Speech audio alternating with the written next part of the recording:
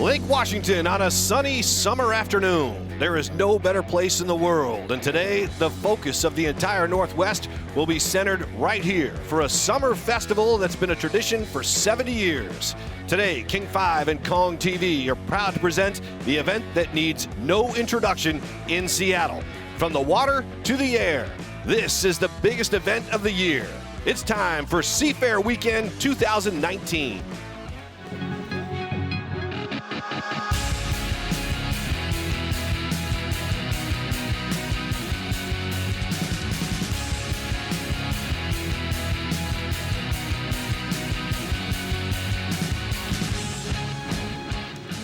Seafair Weekend 2019 is presented by Homestreet Bank, Seattle's community bank for nearly 100 years, and by Boeing, proud sponsor of the Boeing Airshow at Seafair.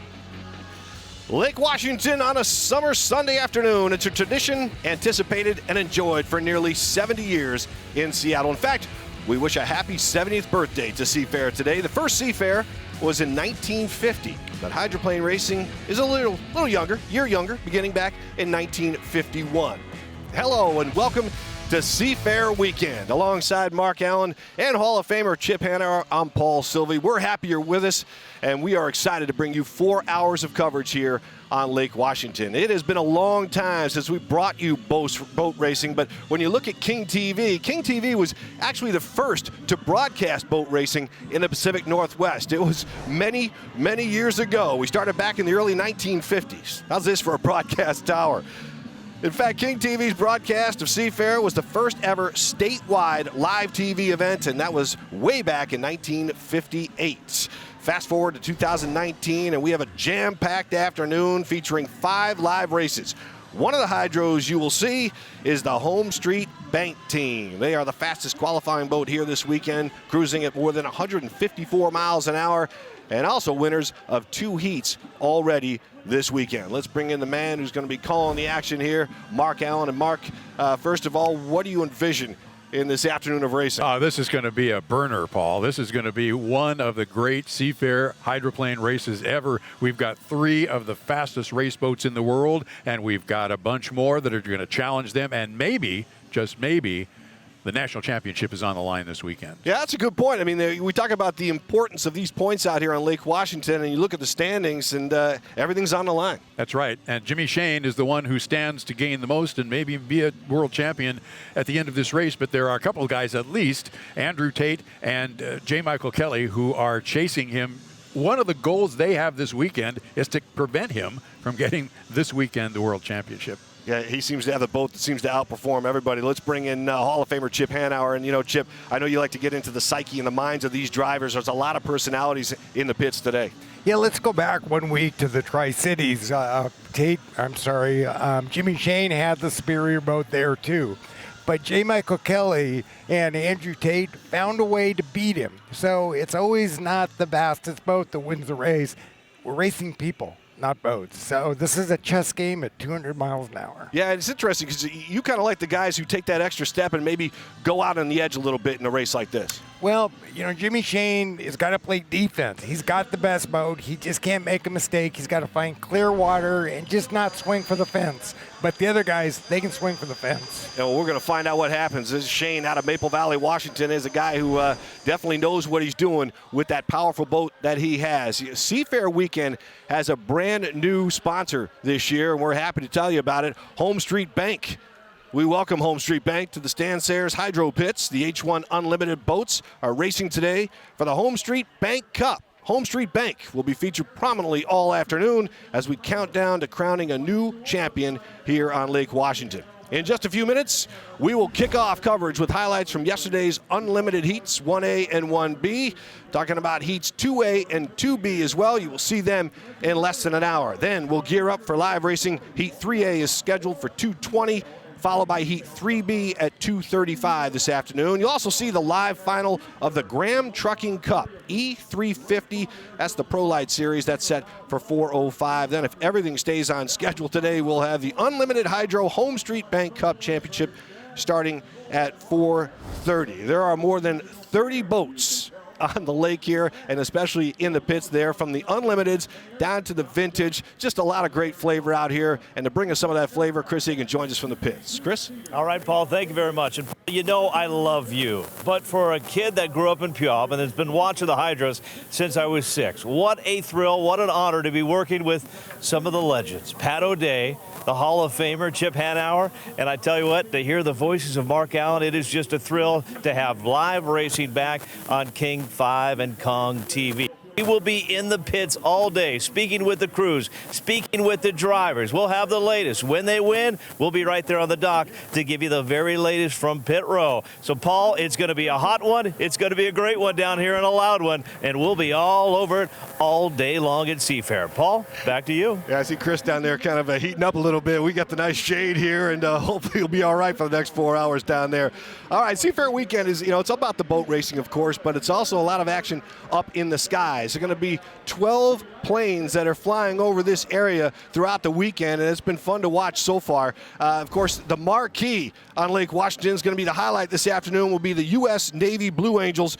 That show, which will start around 3 o'clock this afternoon. But throughout the afternoon, you will see everything from the Army Golden Knights parachute team to stunt pilots and much more. So let's get with it.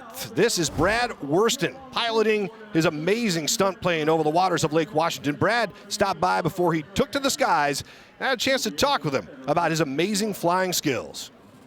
Well, thank you, Brad, for jumping on with us, man. I don't know how this guy does what he does, but when you go into these routines and the maneuvers that you do, how tough is that on your body? It's actually pretty exhilarating. We pull a lot of G's doing what we do. Takes a little bit of getting used to, for sure. Yeah, I mean, you're pulling upwards of 10. That's right, yeah. So in the routine, we pull 10 G's in a lot of the maneuvers. They're not, we just, do them shortly, not sustain a lot. So it's not terrible. Yeah, but how hard, when you're going through this, you have a tight box here. You said this is one of the tightest boxes on your tour, and that box means you got to stay in the boundaries when you're out here performing. That's correct, yeah. So in this box here on the lake, you have 4 corner markers that we stay in. So it's basically about 4,000 feet long by about 1,000 feet wide that you have to stay in with our routine. All right, I see you go straight up in there and then you drop down. Is there a difficult move or one that's more difficult than the others? Not necessarily. I mean, I practice everything, so it's all, it all comes real good to me. There's not really a maneuver that's harder for me at this point anymore. I mean, look at you. You're watching this video, and I'm like, how is this guy? Like, to me, I'd be like, when you drop like that, how quick is it for you to get your bearings? I know you've been doing this a long time, but man, do you have to just because you're letting that thing go? Yeah, I do.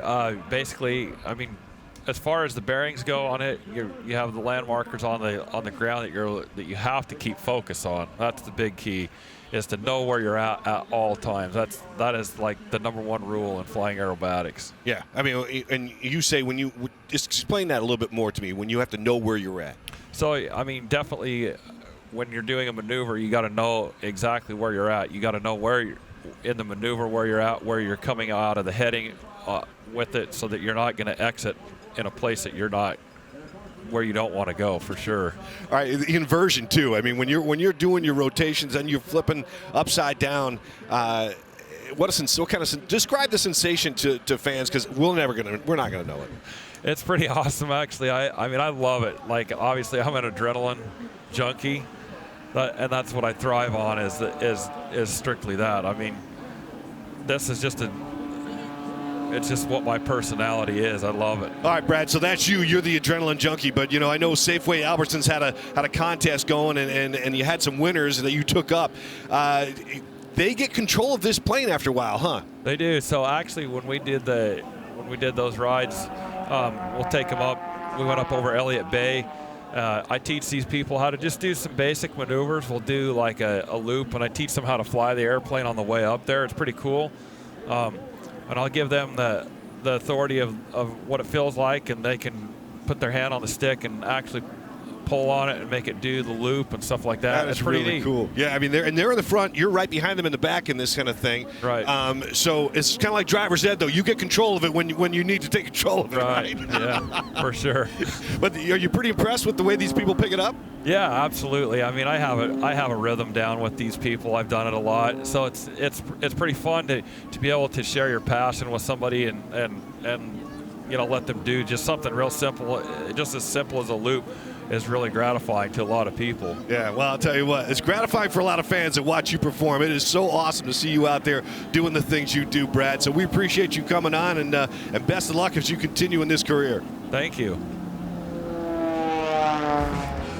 All right, from the air, we are getting ready for all the action on the water. The hydro teams are getting their boats ready, and we'll bring you all the action when our coverage of Seafair Weekend 2019 returns. Lottery player Steve D said if he won big, he'd watch the hydro races from his own personal submarine. The Washington Lottery helped bring his idea to life. Hashtag let's imagine it together.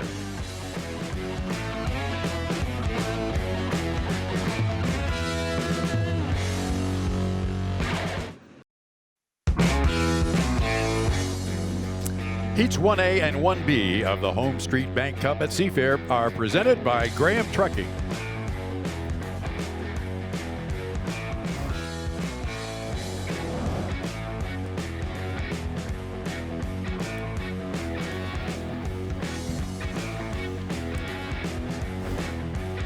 Taking a look out at the lake. We have a lot of stuff going on here, Paul. Yeah, welcome back to the Seafair coverage here on Lake Washington.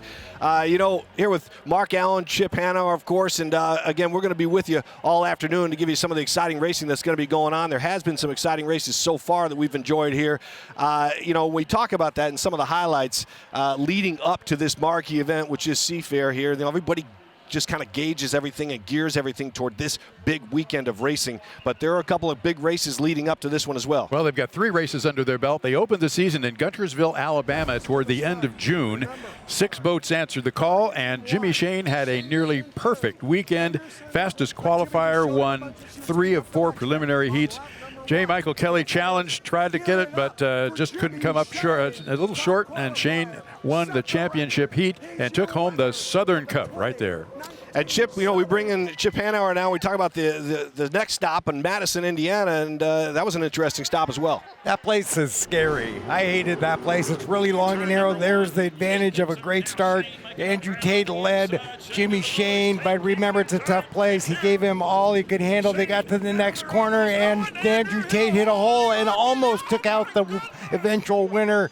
That was close, but Jimmy Shane comes home the victor in Madison, Indiana. Yeah, and Shane at Tri-Cities last weekend, he had a couple of hiccups, Mark, and there was a point where he may have let this one get away from him. He might have. Jimmy Shane again in Tri-Cities last weekend nearly ran the table, but J. Michael Kelly, driving the Graham Trucking, had some tricks up his sleeve to push Shane outside and get a big disadvantage. Shane just couldn't overcome it. Kelly had a perfect start, led wire to wire to take the win, and now it's on to Seafair and the chase for the national championship. So that brings us here to Seattle, where they had the heats and some qualifying this weekend. Everybody's heating up and looking pretty good, and the big boats started racing yesterday. Mark, tell us a little bit about Heat 1A. Well, in Heat 1A, we saw some of the really hot shoes, as a matter of fact. They went out and had just a great run in Heat 1A. We'll take a look at some of what we had. J. Michael Kelly got kind of a big surprise when he came around the first turn, and all of a sudden he saw Jamie Nilsson. Jamie Nilsson. Well, he was expecting to see maybe somebody else, but it was Jamie Nilsson that he saw, and he actually led the field across the line. You saw Jamie go by. Andrew Tate got a little bit too close to Kelly's rooster tail as they come through the north turn. And you see Andrew kind of almost hooked the boat, but turned into Kelly's rooster tail. After that was the Graham Trucking rocking and rolling down the front straightaway in front of everybody else to take the win in Heat 1A. We give you an idea of what we're talking about here. You look at the results for 1A, and Andrew Tate, of course, having a nice run there as well. But those are the Heat 1A results, and Graham Trucking presented by Beacon Plumbing, which jumped on the boat for this event. But when you look at Heat 1B, Chip, and you think of some of the things that go on and some of the guys that lose focus a little bit, guys lost focus early in this. What you don't want to do is jump the gun, and what did they do? They jumped the gun. The Alberto boat with Jeff Bernard was one of them, and Corey Peabody was the other one. When they got up to the north end of the course, it was pretty windy, and you can see the boats really dancing there. Another thing that happened in this heat was Brian Perkins. You see on the inside, all of a sudden he's come to life. He has a new boat. He is going to be a factor. And we haven't seen that from Brian Perkins for a long time, but he really likes this new boat. So let's watch for Brian Perkins to actually be a factor. And you look at the results of 1B, and Jimmy Shane, of course, really looking good so far this weekend. He's had a couple of nice heats, and there are some drivers that you have to think of these guys, Chip, and you think of the fact that a guy like Perkins, who's in a different class. You've got the top 3 drivers in J. Michael Kelly, Andrew Tate, and Shane has the big boat. What are those younger guys and maybe less experienced guys thinking as they go into this weekend? You want to demonstrate your ability. For example, let's look at the JD boat. They switched drivers mid-season. They really weren't doing much. They weren't that competitive. They went to Jamie Nielsen. Bingo. Everything comes to life. So I get asked the question a lot, is it the driver or the boat? It's both. It's like saying in football, is it offense or defense? You got to have both. And I think the JD's boat, for example, has got a new driver. He's full of aggression, and now they are going to be a factor. And listening to him, he seems to have a little bit more confidence growing there. So that's a good Chip picked up on that early with Nielsen. He may be one of those guys to watch, and certainly will be one of those guys to watch this afternoon. All right, 1A and 1B comes with points. It also comes with awards. On behalf of everybody at Graham Trucking and Beacon Plumbing and Rob Graham, I'd like to present the Heat Award to a great driver and an even better guy, Michael Kelly. Yeah!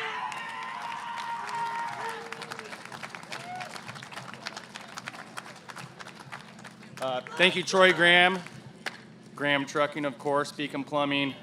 Rob Graham, thank you for the opportunity of driving this amazing boat. My crew guys, they've done an amazing job since Tri-Cities, and hopefully we'll keep this thing rolling. Thank you, everybody. Thanks for coming out, and let's continue this on. Thank you. I'd like to present this award for winning both Heat 1 and 2 to Kurt Myers, Myers Racing. Great job, man. Congrats. Thank you. I'd like to thank Graham Trucking for bringing our class on board this year at Seafair, and Seafair for having us, my crew for coming back-to-back weekends, DarylStrong.com, and Payne West Insurance for being on board this year. Thank you. Guys, there, Kurt Myers is a guy who looked pretty good in that Pro Light Series, huh? He did. He had a great day yesterday, and we'll see him again today. And these guys put on a really good show. Yeah, it's fun to watch. There's so much racing here, and there's so many things to do here at Seafair. It's not just about the boat racing or the air show. Certainly the U.S. Navy Blue Angels and the stuff that goes on in the pits. We got Chris Cashman, who's outside the walls, so to speak. He's out in the park, and he's bringing us his first edition of Sights and Sounds.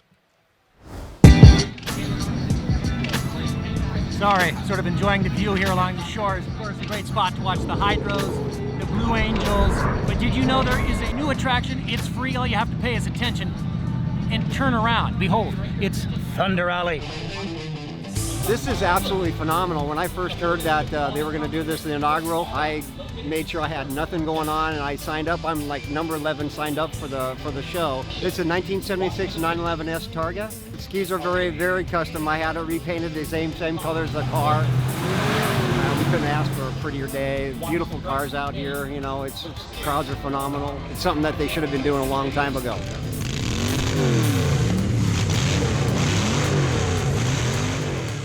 What are we looking at? Well, it's a very custom 1957 Corvette. I grew up with hydroplanes. My dad raced. This one I carved in when I was about 7. Fights for my cat. Claire, look at me. We belong to Kahiko Kula, which is a Hawaiian-based Volkswagen club, which means old school in Hawaiian. You know, we've got quite an eclectic group right here with us today. We do about 50 car shows a year, And who could miss this car show? An inaugural at the Seafair? Seafair is celebrating 70 years, and you got a beauty back here almost that old. So this is a remake of my high school hot rod. Had this car in 1969, my first one. And that was in high school when they were $150. Wow! And this is phenomenal. I can't wait to do it again next year. You know, I hope it continues on for a long time.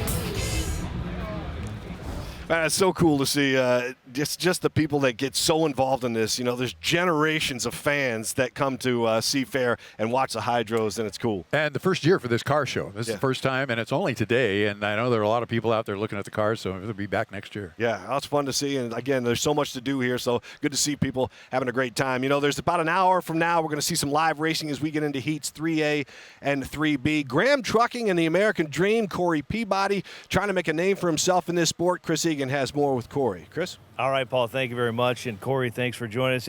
Let's just talk Seafair right out of the gates, Corey. You grew up in the Northwest, a Kent Meridian High grad. Your daughter goes to Kentwood. You live in Covington. What does it mean for a racer like you to be on this stage here at Seafair? It means the world to me. I love it here. This is Seattle. This is our home course. This is our sponsor's home course. Rob Graham Trucking has a nice hospitality over there. Treat his customers well. You know, treat his future customers well. We're here just having a good time, trying to support Seafair, bringing 2 boats, the 12 and the 98 here. For me personally, it's a dream to dream come true. I'm driving the American Dream boat. I mean, it's a good feeling for me. I love it here. You talk about the American Dream to be winning this thing. What would it take for you and your team to win today? I just got to be there on my starts. You know, I've been doing that all weekend. We had a little heat one yesterday. It was a little early, 0.01 of a second early. So for us, it's staying clean, capitalizing on people's mistakes, and making sure that when we cross the finish line, we're legal, and hopefully somebody jumped the gun or somebody got a penalty. That's what we're hoping for. And that's what it takes. When you get in that final race, it doesn't matter. It's all about playing it right and then going for it. Right. You know, it's all about getting in that final heat. So that's what we're doing. We're trying to collect points, and then, we'll see where it happens. 1918 went down in that last heat. That helped us a lot getting into the final. It's, 1, 2, 3 points. That can make a difference between getting in and not getting in. Okay, a little insight real quickly here. A lot of people don't know. Both your daughters, national champion all-star cheerleaders. They're the best in the country. Did they tell Dad any advice this morning, what you need to do out here to win? They're coaching me. I'm always coaching them, at South, Kim Kawachi down at South Elite. She's always getting on me because I'm always trying to coach her and calling her early in the morning, telling her, I think we should change this. I think we should change that. And she's always on it. And she came to Tri-Cities last weekend and was yelling at me to just go fast and turn left. So it was a good time. I'm having fun. Kids are doing great, and we're just here having a great time. All right, Corey, thank you very much. And there you go. Great advice from the cheer coach. Go fast, turn left. Paul, back to you. Yeah, that sounds really easy. Thank you, Chris. Coming up, we are set for racing with Unlimited Heat 2A. A Seafair Weekend 2019 rolls on right here on Kong TV. Heats 1A and 1B of the Homestreet Bank Cup have been presented for Seafair by Graham Trucking.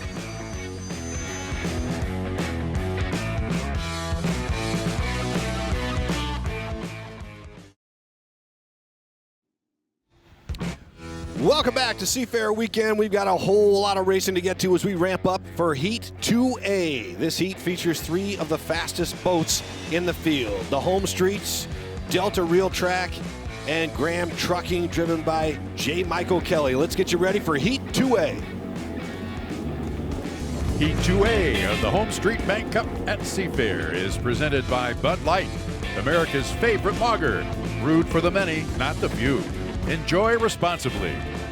Beautiful day on Lake Washington continues, and we'll get you up to date on the conditions out there on the course in just a few as we get a countdown here to the start. Here's a lineup for what you're looking at today. Delta Real Track, Andrew Tate. Homestreet Bank, driven by Jimmy Shane. He is the points leader. We keep talking about him as the big boat. Graham Trucking and J. Michael Kelly, the Columbia Cup winner last week, and Corey Peabody getting the job done in Graham Trucking American Dream. So you look at these guys and you look at the clock. We are 3 minutes away from the start of this thing, and let's bring in Mark Allen now. He's going to be calling the race for us. And Mark, let's get a quick look at the drivers. Well, let's take a look at Andrew Tate. Andrew is out of Michigan. He's one of the guys, very few that aren't from here. He's age 29, and he has been racing for a long time in smaller boats. A couple of years here, 11 victories already, and he's still really kind of wet behind the ears. Chris Egan's had a chance to talk to a lot of the drivers in the pits. He joins us now. Chris? All right, thank you very much, Paul. The key down here in the pits with this heat, let's be smart. Let's learn something about our boat. Let's learn something about the other boats out on the water. Every driver says the conditions right now are perfect, so should be a fun heat. Paul, back to you. Let's talk about those conditions right now. And, you're talking about Jimmy Shane, of course, one of those guys who's getting the job done. He likes a little bit of the rough water. And Chip, what do you like about Jimmy in this heat? Well, Chris Egan got it right. I think all of these guys are just going to be smart. They don't want to pick a knife fight with anybody. They just want to get some points. I think they're going to take whatever it gives them and be happy to move towards the final. J. Michael Kelly and the Graham Trucking has some momentum coming into this weekend. He does. He won Tri-Cities last weekend. He's won here before. He's right next to Andrew Tate. Those guys are really close together. I agree with Chip. These guys are not going to try to run the table right now. They want to get into the final heat. If you're Corey Peabody, Chip, what are you thinking when you got the top 3 boats out there? If I'm Corey Peabody, I'm thinking I want to go home. He jumped the guy in the first heat, so he's got no points, and now he drew the class of the field. So Corey Peabody, he's kind of having a Seafair nightmare right now. He's a rookie. All right, we're closing in on about a minute 10 to the start of this race, and we talk about the conditions out there. 73 degrees. It's going to get a little warmer as the day goes on, and the wind is picking up just a little bit. But as Chip says, these are ideal conditions for this race. And Chip, you still feel that way? I do. The wind is coming kind of from the northeast. As long as it's not going directly up and down the course, I think it should be fine. And Mark, you're looking at Graham Trucking out there and J. Michael Kelly. What are you expecting in this race? This is going to be a burner, I think. Now, Chip and I agree that nobody's going to go out and break equipment to try to win this heat. But I tell you, these 3 guys, they want to win. And right now, J. Michael Kelly's got the inside lane. Corey Peabody over there on the outside, and in the middle is Andrew Tate. But I think this is still going to be a pretty good heat. I think Chris Egan really got it right. This is time to go to school. Can we make our boat better? What does the other guy's boat look like? Do they have a hard time? So it's time to learn something. All right, let's go to Mark Allen for the call. In the inside lane is going to be J. Michael Kelly. Next to him in lane 2 is Andrew Tate. Jimmy Shane slides into lane 3, and Corey Peabody is going to be on the outside as they come down.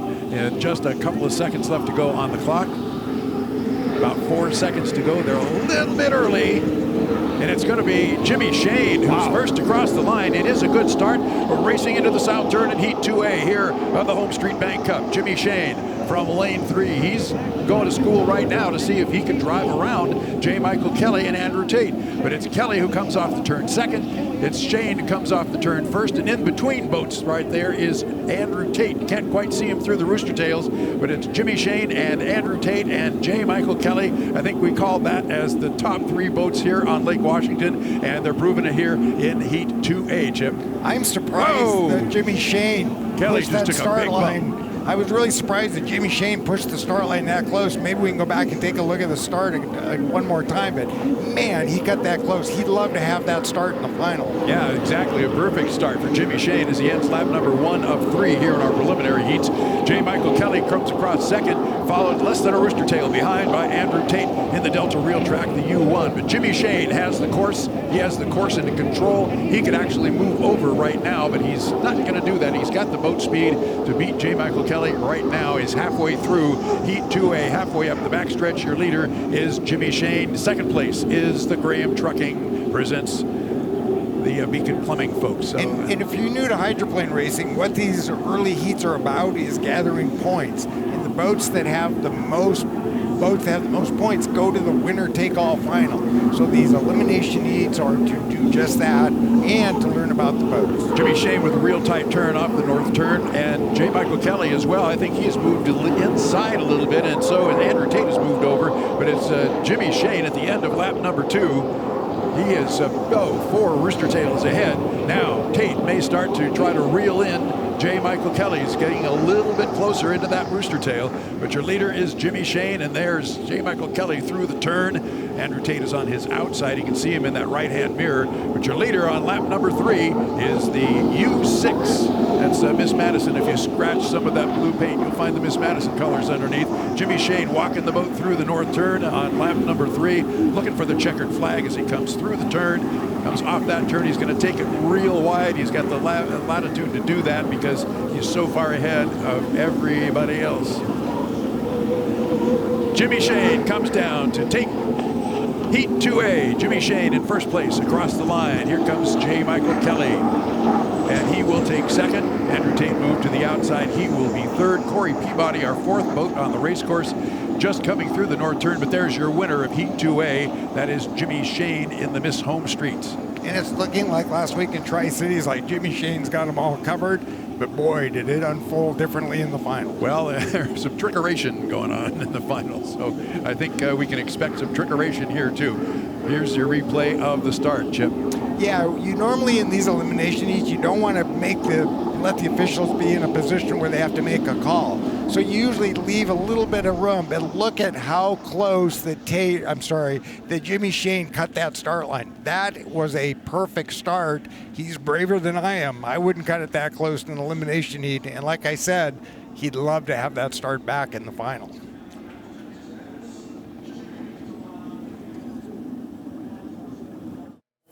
All right, here are the unofficial results for Heat 2A. Homestreet Bank and Jimmy Shane well out in front in that one, and then followed by Graham Trucking, Delta Real Track, and Graham Trucking, American Dream, Corey Peabody picking it up in the rear. Let's bring it down to Chris Egan now in the pits. Chris? All right, thank you very much, Paul and Jimmy. Great race out there in this heat. Take me through the start. Chip Hanauer, somewhat surprised you pushed it, but in the end, that was a perfect start. Yeah, I think we had really, really good start there. The guys were pushing up there to get the inside lanes. Again, we had really good timing marks here at Seattle, and my plan is to stick to them. Things got dicey up there in the warm-up period. Andrew gave me a little love tap. There's probably a little orange or red paint on the side of the sponson. So, you know what, at that point, I just ducked out of there. I needed to run a clean race. And all I did was I focused on my start and the timing marks, and I was going probably 50 mile an hour faster than them at the start-finish line by doing that. And that's where we won the race. We got out in front, even though we were in lane 3, had a flying start, really pushed the start, and ran up the backstretch and just got enough on them to kind of pinch them in there legally. Kept them honest, but that's what you have to do here at Seafair. You got to get a good start, and I got out of the riffraff there in the warm-up period when I saw it coming, and just kept a clear mind for the rest of the race. All right, I love it. Jimmy Shane, thank you very much. Paul, let's send it back to you. Well, a great start leads to that, just stretching it out there on the back stretch in the last lap for sure. Jimmy Shane, as we look at the point standings now, he's out in front in this event with 800, followed by Graham Trucking and Delta Real Track, and just some guys trying to make up some ground here as the afternoon continues. That's where we stand after Heat 2A. Heat 2A of the Homestreet Bank Cup at Seafair has been presented by Bud Light. Bud Light is America's favorite lager, brewed for many, not the few. Enjoy responsibly. There are over 30 boats in the Stan Sayers pits here, from vintage down to the junior boats. The vintage boats are definitely the ones that pack the most noise, but the junior guys are fun. We'll have a little fun with them. Tell you some stories with Pat O'Day coming up.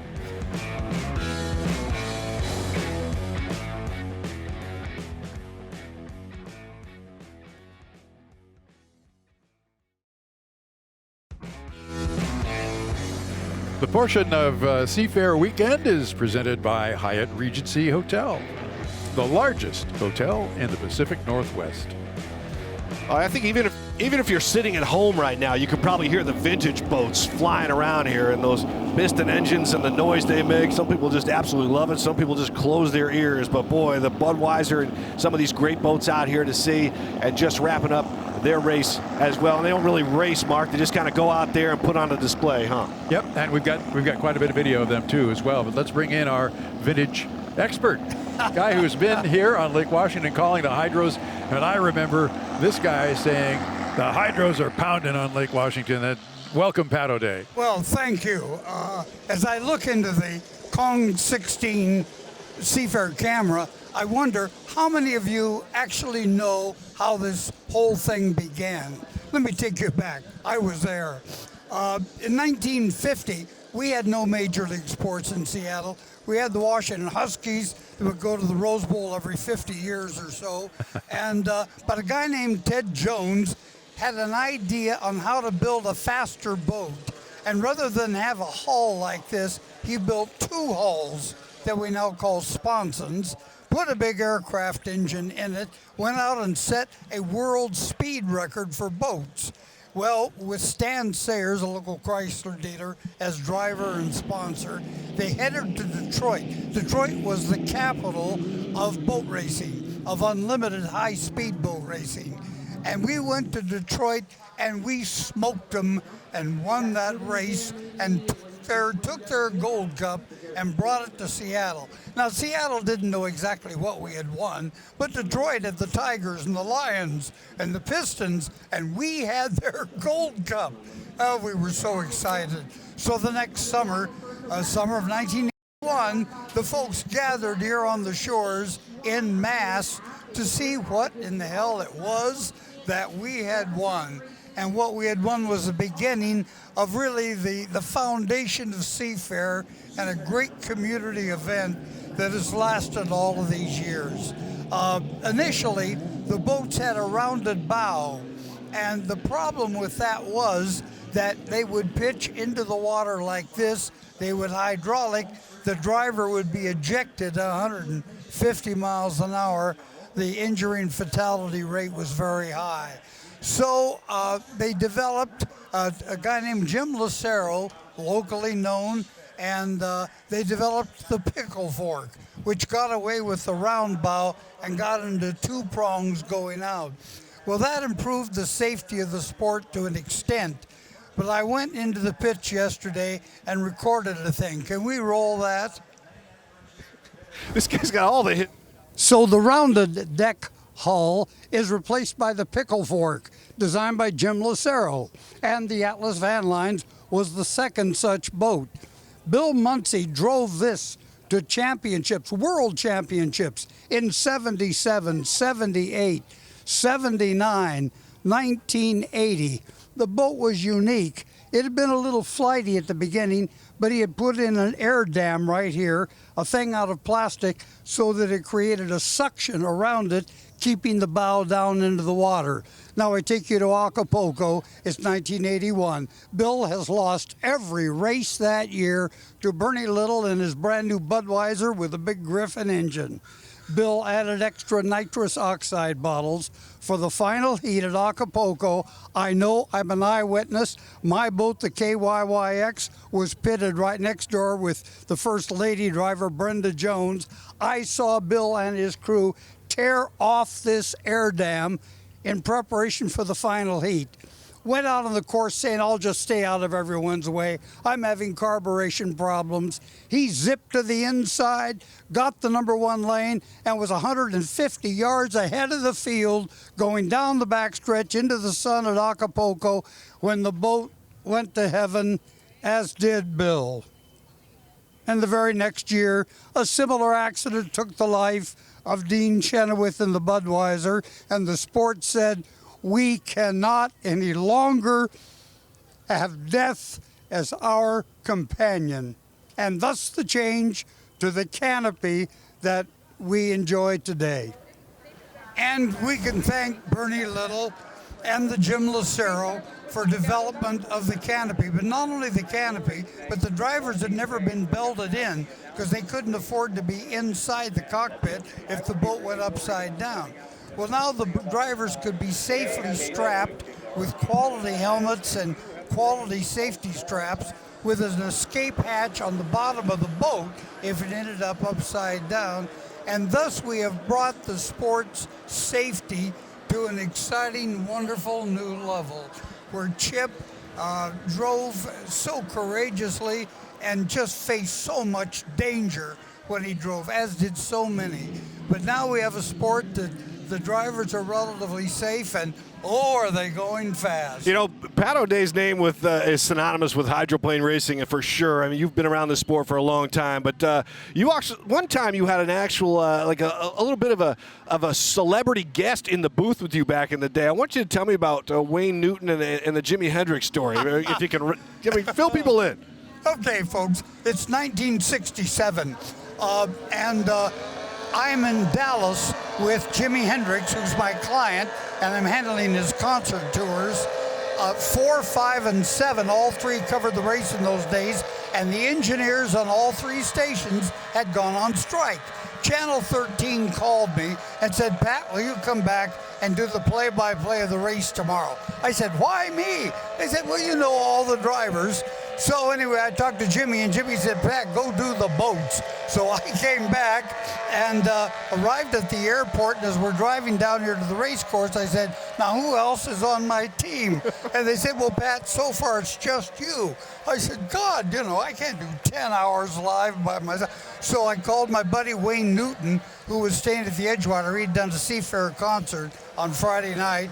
And I said, Wayne, I'm going to give you an exciting new career. You're going to be a hydroplane color announcer. I'd had lunch with him Friday. He said, Pat, I paid for lunch. I said, come on. So Wayne Newton came down, and Wayne Newton and I did the Gold Cup that day. Well, it started at 10 o'clock. Wayne had to catch a plane at 4. There were many accidents. It lasted till 7.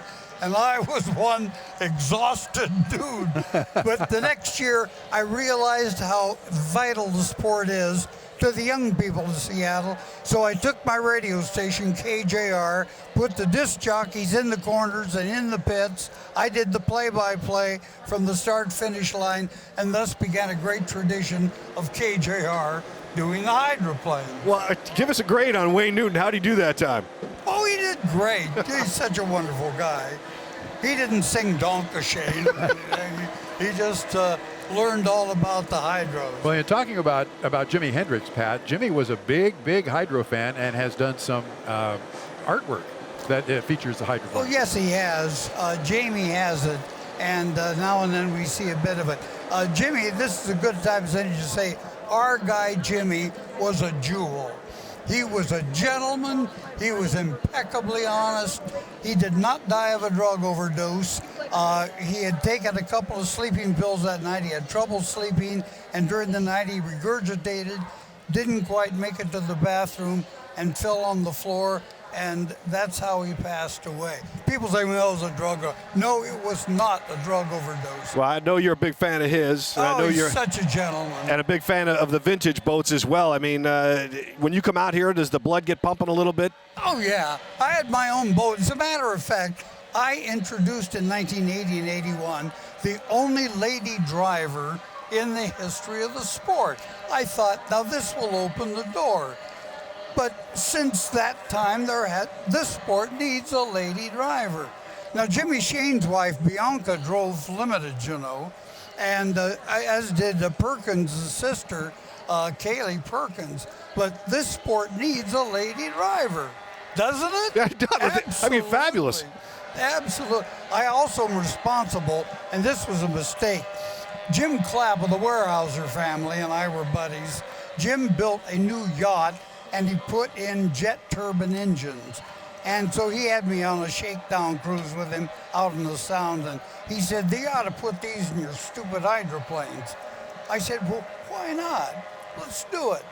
So Jim and I formed a company. I was a vice president, and we built the U-95, the U-95 KJR, which was the first turbine-powered hydroplane. Little did I know that I might not have been doing the sport a favor, because the turbines don't make noise. Yeah. Chest pounding. You can't run a big rock festival with acoustical guitars, and sport needs no. We've got some noise out there. You heard noise with the vintage boats, but we need pistons, and the spark plugs and the other advertisers. Yeah. And there's a piston boat sitting in Madison, Indiana that broke at Tri-Cities last week. I'm sorry it's not here. Yeah. But, well, it's great. It's great. This guy's got all the stories and so much history in this event, and certainly so much history with Pat O'Day. Like I said, his name is pretty much synonymous with hydroplane racing. Great story about Jimi Hendrix and Wayne Newton, and we really appreciate you coming in here and sharing some of that with us. Oh, I'm so pleased to be part of it. Thank you, Seafair. Thank you, Kong TV, and thank you guys. All right, Pat O'Day, awesome to hear the stories from this guy right here. All right, as we continue here, we've shown you the vintage boats, and now we're going to get back to the fast boats, the big boys, the H1, and we're going to have Heat 2B coming up.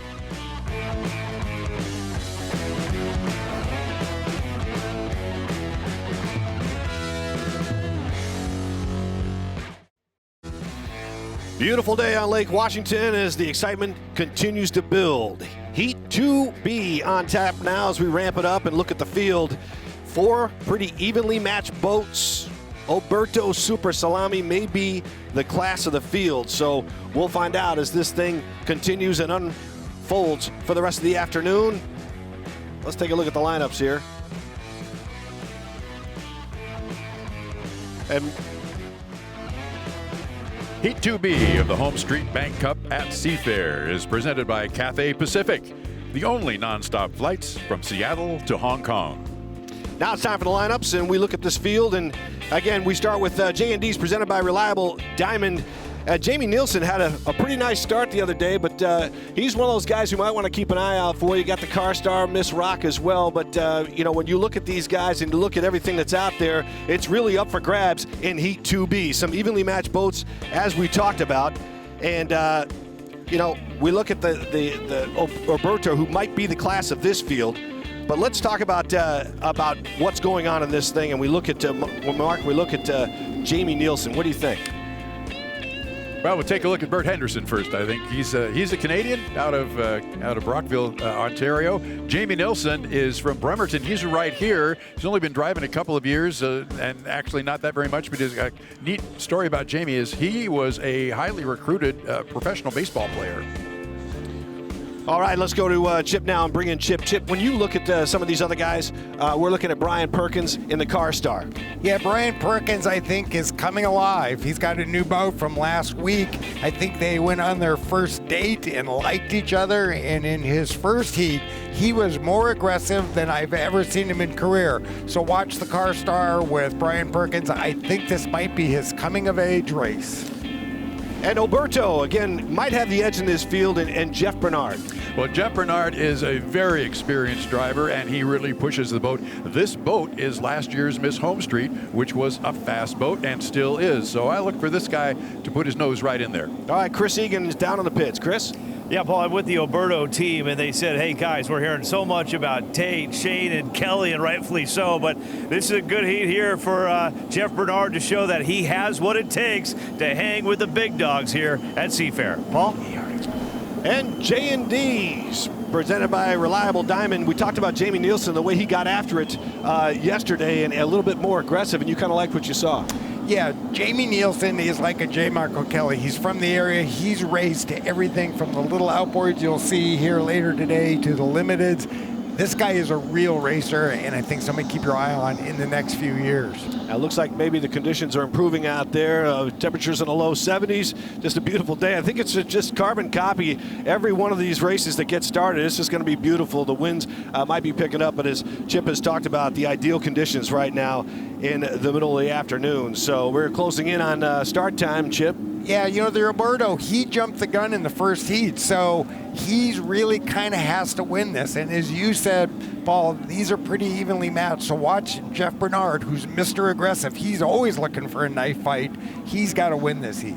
All right, well, it'll be interesting to see if Nielsen can pick up where he left off yesterday, and I thought that was an interesting observation you made when he was kind of buzzing around. So, Mark, let's bring you in for the call. Well, it looks like we've got Brian Perkins on the inside, which is a little bit of a surprise. But, let's see. Brian Perkins, yeah, on the inside. Then Bert Henderson. It's going to be Jeff Bernard of the Oberto, looks like in lane number 3. So we'll see as they come down for the start. Just a couple of seconds left. Counting it down over the H1 radio.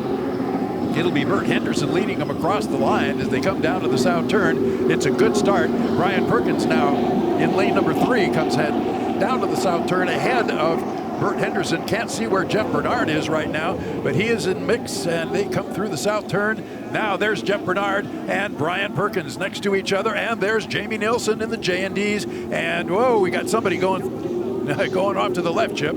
It looks like Paul hit it right on the button. These boats are really evenly matched. The Alberto boat on the inside, of course, has a shorter way around. He's sticking his nose out in front now, so it's kind of going his way at this point. Not sure where Bert Henderson went, but he was the one who almost turned a little left too soon. But right now, you've got the Alberto, and there's Brian Perkins. He slides out way wide.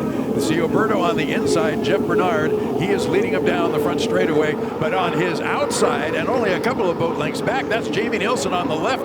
He is rocking the boat down the front straightaway, and he is now caught up with Jeff Bernard, and past Jeff Bernard, it is Jamie Nilsson in the J&Ds presented by Reliable Diamond Tool. He is in first place right now. Brian Perkins has fallen back to third. This team made a driver change this year. They had a guy named Tom Thompson, really good driver, but they wanted somebody more aggressive, and I think they found what they were looking for. Oh no, Alberto is down. Remember, he spun out here in the south turn, Chip. He jumped the gun in the first heat. He's got a do not finish here probably.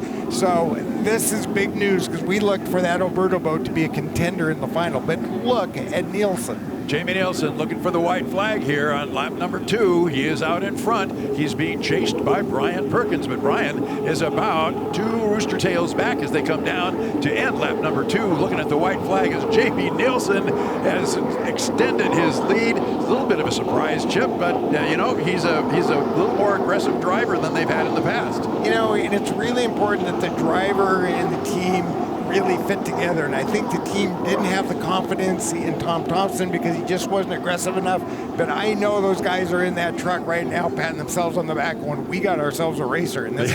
That is for sure.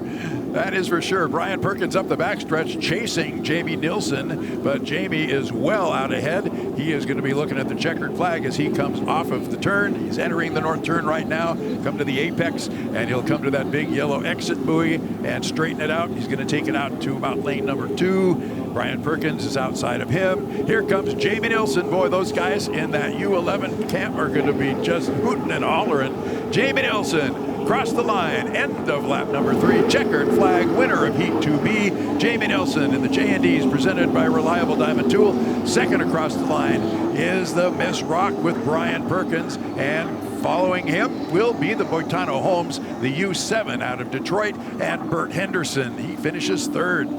Bert Henderson had a problem. Looks like he got washed down. Now, these are turbine engines out of helicopters. They're not used to taking a ton of water, but if they do get a big chunk of water, it really can literally put the fire out. So you can see that Bert Henderson's got it in there really tight. There's a lot of water. You're looking at probably 6 tons of water up in the air there. And then here's Alberto, who has the inside line, and we can't tell exactly what happens. He's kind of shielded by that rooster tail, but by going inside, it's a little rougher in there, and he might have just got the boat turned sideways. I think he just hooked it, and that was it for him.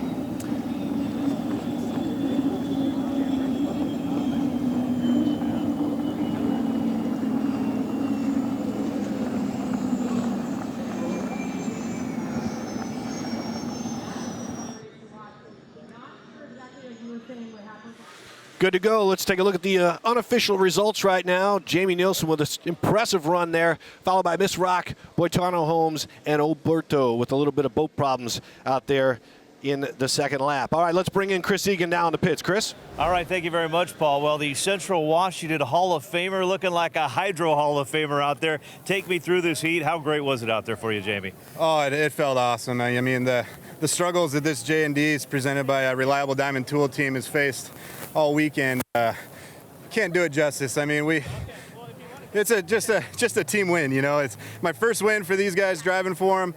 They took a leap of faith and made a driver change mid-season, and it feels really good to deliver. Can we fire up the pits? We should be excited. We happy here, J&Ds? Hey.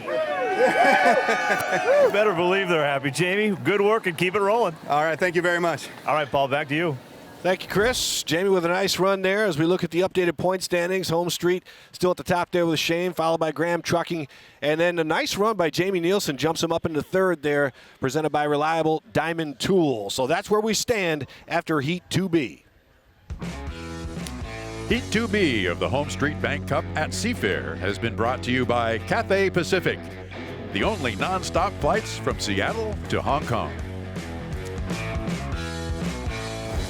All right, as we move along here on the broadcast, and I want to ask both of you guys, is everything going pretty much the way you expected?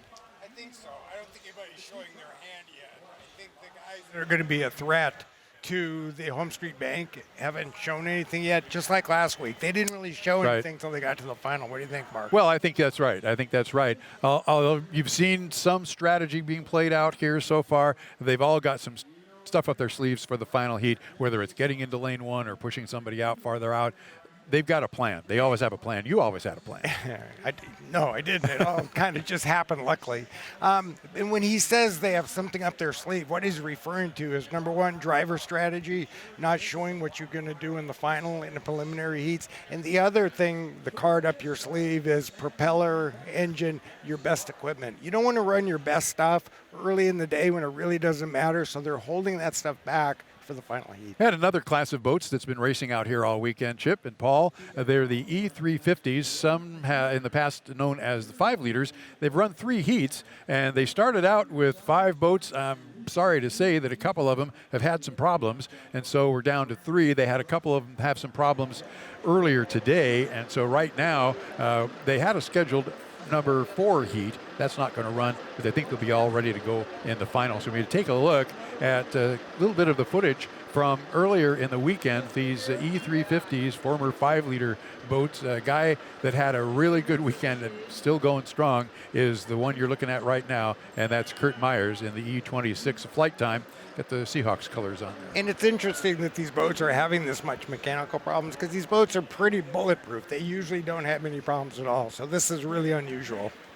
You know, when you look at these guys, and Steve Huff is one of those guys in an orange boat who was out there, and he was talking, you know, he was so fired up to be competing in this race, in this Pro Light Series, but his boat went down fast, and he kind of scrambled down there to put it back together. I think when we were having lunch with him there, he was saying, I don't mean to boast, but I got the best piece of equipment out here. It was the first one that broke. So that's the lesson there is keep your mouth shut, because it's a bad omen if you see how good things are. It's like going into the 8th inning with a no-hitter. Exactly. And Steve, don't talk about it. Steve Huff has some really big ideas for this sport.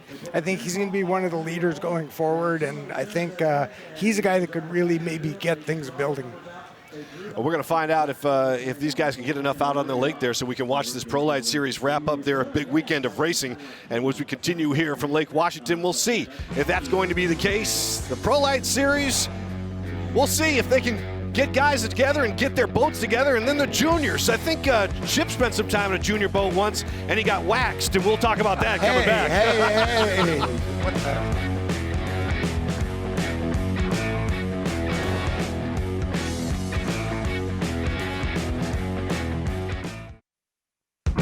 Welcome back to Seafair Weekend, and we're looking at the juniors on Lake Washington. I noted before the break that Chip jumped in those boats back in the day, but you're a little heavier at that point, Chip, so you really were at a disadvantage. Well, I was heavier, and I was a lot more scared. That was the biggest thing. So they pretty much had their way with me, and I went home with my head between my legs.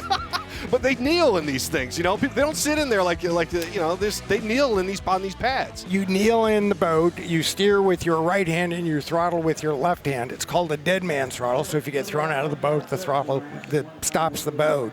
This was such a great time in my life. It was my father and I. We traveled around the Northwest and all over the country racing these boats. And as you get bigger and more sophisticated, the boats get, bigger and faster. There are outboard boats that are going 130 miles an hour. They're really fast. Well, these guys can get into this at 9 years old, so it tells you how quick. J. Michael Kelly's son is out there as well, so it's kind of fun to see these guys and the way they get started. I know that Chip cut a lot of lawns and shined a lot of shoes back in the day to buy his boat. I think it was like $250 back in the day. And I cut your lawn, actually. That's how old he is. This guy's going on tour, man. He's got all the one-liners. All right, let's bring in Troy Graham of Graham Trucking. And first of all, Troy, we talk about the Pro Light Series and the E350s. Your family has done a lot to promote that, and they've named the Cup, and you've sponsored that event because of Graham Trucking getting behind it. Yeah, and I real quick, I just wanted to touch on my father, Rob Graham. He's sort of been the spearhead behind supporting all the different classes out here, including the 350s, ever since the mid-'80s. It's really hard to really emphasize enough what your father has done for Seafair. He sponsored the races. He sponsored the boats. He's been a leader. I mean, your family, in some ways, has kept this alive. Yeah, I appreciate you saying that. And, you know, just due to some unfortunate events, he's not been able to be here this week. This is the first Seafair that he's missed since the mid-'80s. Him and my mother both had, coincidentally, surgeries in the same week last week. In the same 24 hours. In the same 24 hours, yeah. Yeah, my mother had one on the 30th, and then the very next day, Rob Graham had one on the 31st. And tell us what your mother did right after her surgery. They told her she wasn't going to be able to do it, but she had surgery, and the very next morning at 6 a.m., she woke up, and my brother Derek drove into the hospital, and the very next day after having her surgery, she spent the entire day with my old man Rob, supporting him, and even stayed the night in the hospital that night. So. And a lot of people wonder, why is Graham Trucking sponsoring? A lot of people think you're trying to sell truckloads. You're really not. What you're trying to get the message out that you guys are looking for drivers, right? You've got maybe the best hydroplane driver in the world driving for you. We are. You're looking for more guys like that, right? Yeah. We're doing great on hydroplane drivers. J. Michael Kelly, I think is the best one out there. And Corey Peabody is a pretty great driver too, driving the 98 boat. And if there's anybody out there that's got a CDL Class A, we are looking for truck drivers. They're the lifeblood of our company, and everything really comes down to them. So is that a hard thing to find right now, drivers? It is a hard thing to find. They're in demand, and you can find them, but the trick is finding good ones. And why would I want to? Because I'm unemployed. Why would I want to go to work for Graham? What's the advantages? So what I think is the biggest advantage that we have in terms of providing good jobs for truck drivers is we're regional here. So traditionally, if you want to make really good money driving truck, that can entail going out and living out on the road and being away from your family. And what we can provide is a very good, you can make over $85,000 a year driving truck for us, and you get to go home at the end of the day to your family. You get to spend your weekends at home. So that's what I like to say. Thanks so much, Troy. All right, appreciate you, Troy. Appreciate it, and best wishes to your mom and your dad, and everything you've done for the sport, man. It's outstanding. All right, appreciate the kind words. Troy Graham joining us here. We got a lot to get to still here as the broadcast continues from Lake Washington. Let's get to the 2A and 2B awards. I'd like to congratulate Kurt Myers on a job well done.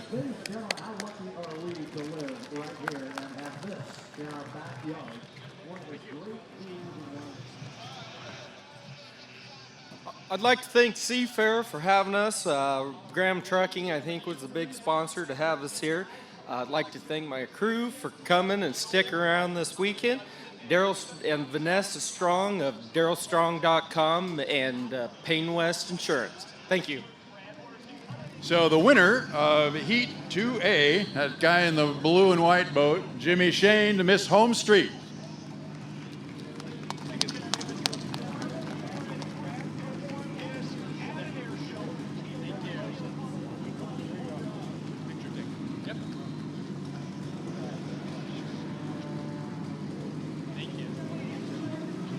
Thank you so much to the Cathay Pacific for sponsoring Heat 2A.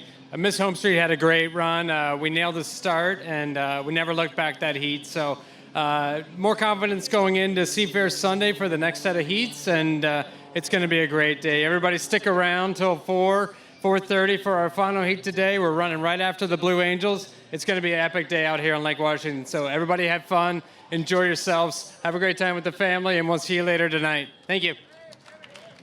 Winner, the U11 J&Es, presented by Reliable Diamond Tool and Jamie Nilsson.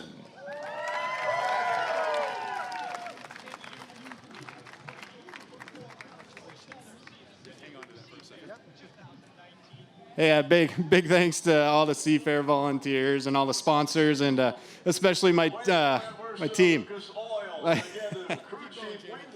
My J&Ds presented by Reliable Diamond Tool Team. I can't say enough about them. They probably changed that turbine 5 times already this weekend, but I think we finally found a combination that's going to work, and we can't wait for that final heat this afternoon. So thank you, everyone, and we'll see you later. I think the only guys busier than the drivers and the crews are the guys operating the cranes. They got a lot to do down there and keep up with the pace out here. Let's bring in Chris Egan in the pits. Chris? All right, Paul. Yeah, the crane crew, there are 4 cranes down here on pit row. They are vital to the hydroplane racing, getting the boats in the water. And I tell you what, they are working hard. It took me a while just to get up here on the crane. Tim joins us now. He operates one of the cranes, grew up in Westport, lives now in Edgewood. Tim, for our viewers watching, take us through the process of getting these boats into the water. What takes place here? Okay, so we swing over whatever boat we're going to pick up and put in the water, and then they rig it up to the hook, and then we put it into the water into their spot, and then they unhook, and then they're on their own until they come back to get pulled back out. You make it sound very easy, though, Tim. This is a process. It takes a big crew. It takes a lot of people, doesn't it? It does. A lot of training, too, but it comes second nature after doing it for so long. We're taking a look now at some video of some of the cranes going to work, putting the hydros into the water. Obviously, safety first when it comes to putting these boats in the water. Correct. A lot of money with these boats and the competition factor. So everybody wants to win and nobody wants to get any boat damage. I got to ask, because I got to believe the guys like Chip Hanauer, they would want their boat in the water first. What is the order, the priority of getting these boats in the water? With the Unlimiteds, there's a lot more at stake there. You know, guys are playing games on how who goes first and trying to get the crane over their boat before the other guys can get there. So there's a bit of competition before it even hits the water. How about that? Competition before they even get in the water. And I've been told right now that, Paul, I'm going to be handling this crane for the rest of the day. Tim, you'll be taking the pit reporter job, so good luck there. I'm going to head on in there, and I'll be getting the Miss Rock into the water here very shortly. So, Paul, let's send it back to you. I'm quite sure that you're going to need the good luck, Chris. It has nothing to do with Tim. Although you might want to give him some sunscreen down there, because I know you guys are starting to roast a little bit. But is that true, Chip, that you kind of want to get in the water first? You do. Believe it or not, as Mark's talked about the lane strategy, it starts with the crane. Who gets in the water first, and they're watching each other when they get on the starter, because you want to be behind the guy. Remember movies about dogfighting in World War II? You want to be behind the guy so you can counter whatever he does, and it all starts with a crane operator. Oh, well, you've seen these guys before, and it seems like are the egos a little bit bigger when it gets to the Unlimiteds, and there's just like egos in unlimited hydroplane racing? I don't know what you just want to call you out a little bit. No, I mean, you're a football player, you're a soccer player. I mean, there's the ego involved in being competitive. I think if you're competitive, you want to show your best, and I guess your ego gets involved there. Yeah, well, I mean, what can we expect now, Mark, as we look ahead to some live racing coming up in 3A and 3B? Well, a little bit of a surprise, because the draws for 3A and 3B are exactly the same as the draws for 2A and 2B. So we're going to see those 3 hot boats in 2A or 3A, and who knows, down the line in the final. And But they're the same. And poor Corey Peabody, who jumped the gun in the first heat, and he needed some lucky draws so he could win a heat to get in the final. He's drawn the 3 top guys again. So poor Corey Peabody's having a Seafair nightmare that he just can't wake up from. Well, we'll see if he has any luck as we continue here on Lake Washington. Seafair coverage leads to the 3A and 3B. Some live racing coming up next.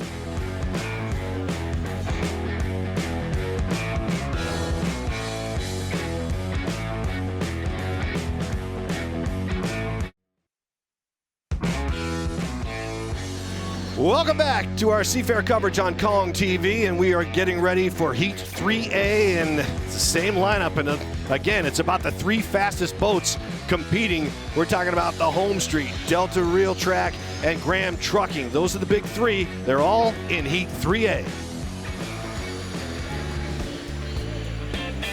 Heat 3A of the Homestreet Bank Cup at Seafair, presented by Oberto Specialty Meats, the taste that brings you back. All right, the clock is running. Count it down to the start. And we look at the lineup of what we're looking at here, and we've talked about Jimmy Shane having a great afternoon so far, the points leader, and Andrew Tate, one of those great drivers in the Delta Real Track as well, trying to catch Jimmy in the points. J. Michael Kelly doing his job again, coming into this one as the Columbia Cup champion, hoping to get it done here in Heat 3A. And then Graham Trucking, American Dream. We heard from Corey Peabody a little bit earlier in the broadcast. He's excited to be a part of this as well. So we look at the conditions out there, and everything's looking pretty good. We got 3.5 minutes to go before we get started here. Let's get a quick look at the drivers. And Mark, we'll start with you and Andrew Tate. Well, you might say that Andrew Tate hasn't had a very good day, but he's going to be in the final. He needs to do well this weekend, and he needs to do well in Heat 3A. But these three fast boats, they're going to be in the final, and that's what he's gunning for. Got a lot to do to catch Jimmy Shane, Chip. You've got a lot to do. You have to have a perfect race in the final, a perfect start, the perfect lane choice. Otherwise, Jimmy's just got too much for you. Back to Chris Egan in the pits, who had a chat with the Shane group. All right, Paul. Yeah, there you go there. There's the Homestreet group right there, the crew. Very confident right now, but also very cautious because of what happened in the Tri-Cities. They like their boat right now. They like how things are racing. Jimmy Shane was meeting with a lot of the fans, signing autographs. He feels pretty good right now, but he says, hey, this is one more heat, one more chance to learn before the big one. So we're going to go out there and try to get one more little tip that we can use for the championship race. Paul? Thank you, Chris. Graham Trucking and the J. Michael Kelly, Mark. I think J. Michael Kelly's not going to show you anything in this heat. He's planning for the final, and he's got some things up his sleeve that he's going to try to run against Jimmy Shane and Andrew Tate. But I think he may even settle for third place. He's slowly going up the backstretch. I just think he's going to save everything. He knows he's going to be in the final heat. Interesting. Graham Trucking, American Dream now, Chip. You look at Corey Peabody. We've had a chat about him today, and he's got a lot on his plate. I feel bad for him. He came in here with all kind of enthusiasm. What he didn't want to do is make a mistake, and he didn't want to draw the fast boats every heat. He made a mistake and is drawing the fast boats every heat. We look at the conditions of the course right now with 1:50 to go before the start. As we talked about throughout the afternoon, it's heating up. Maybe not as hot as we thought it would be, but the water much calmer this afternoon right now for this heat, it seems like, Chip, and the wind has died down a bit. I'd say this is ideal. The wind is coming in from the northeast. It's blowing, I don't know, just a few knots. You don't want glassy, smooth water, believe it or not. That actually is slick, kind of like ice. It's hard to get the boat to turn. So this is ideal. That's interesting that you would bring that up, because I don't think a lot of people realize that maybe smooth isn't all that great. It's not for a hydroplane. It is for a pleasure boat, but a hydroplane needs to break the surface tension. It needs to get up in the air. It needs some things to kind of bite a hold of. When it's just glassy, smooth, the back end just wants to, much like your car, just spin out on ice. So it doesn't get any better than this. Well, as Mark talked about, Graham Trucking, J. Michael Kelly, he might just kind of ease through this heat. Is that kind of the approach you take? It is. These guys are all in the final if they finish. You don't want to show anything. You might want to try to learn something. He might be trying a new propeller, so he may run like a half a lap hard to see if this propeller, for example, is better than the last one. But if it is good, he'll back off of it because he doesn't want to hurt it and save it for the final. And the testing never stops, huh? You're always kind of trying to tweak. Never stops. You wake up in the morning, the first thing you think about is how can I make the race boat go faster and how can I come up with a better strategy? All right, never ends. Yeah, I can't imagine. How about it? Let's get to Mark with the call. On the inside, it will be J. Michael Kelly, and next to him is Jimmy Shane in the Miss Homestreet. Lane 3 will be Andrew Tate. He comes out a little bit wider than I think Corey Peabody expected him to as they square up and head down the front straightaway for the start of Heat 3A. It is Kelly, then Shane, then it is Mr. Tate, and there is the start. It'll be a good start with Jimmy Shane. Breaks the clock, as they say, and takes us down to the south turn. He is in lane number 2, Kelly in lane 1. On the outside of those two is Andrew Tate in the Delta Real Track. Oh, Mike took a big hop as he came off the turn. He is only about 2 boat lengths behind Jimmy Shane right now, but Jimmy Shane is starting to expand that lead as J. Michael Kelly tries to catch him. Andrew Tate is in third, but he's hidden in the rooster tail right now. Hard to see as they come to the north turn on the first of 3 times around. I'm a little surprised that J. Michael went for the inside, but I bet he didn't show his main strategy for what he'll do to get it in the final.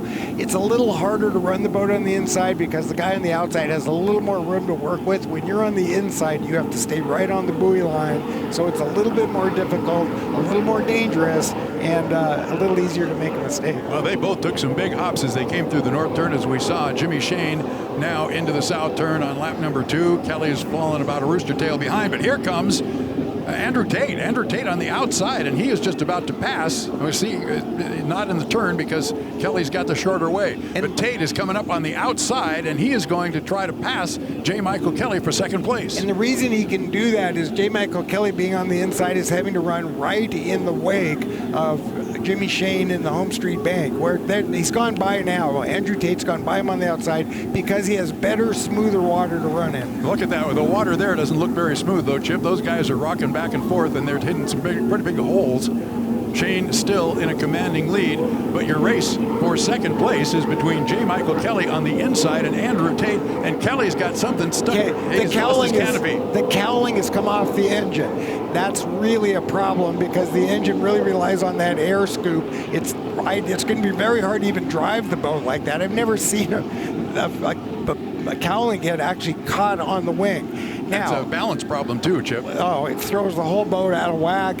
And now we have to ask ourselves, what damage has that done to the wing? Do they have another engine cowl to go over it? How is this going to affect the boat going into the final? This is exactly what you didn't want to have happen going into a final. Looks like maybe J. Michael Kelly hit a buoy up in turn 2 as well, so we'll keep an eye on that.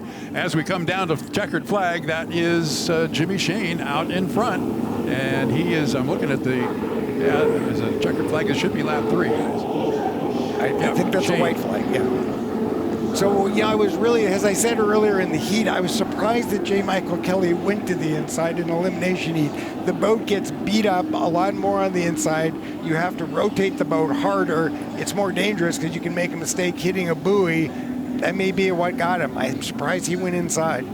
Yeah, well, he's coming back. He did at least bring the cowling back, and we've seen him come off, Chip, and go floating around the lake. So he's coming back in with that cowling. We'll see if we can make it work.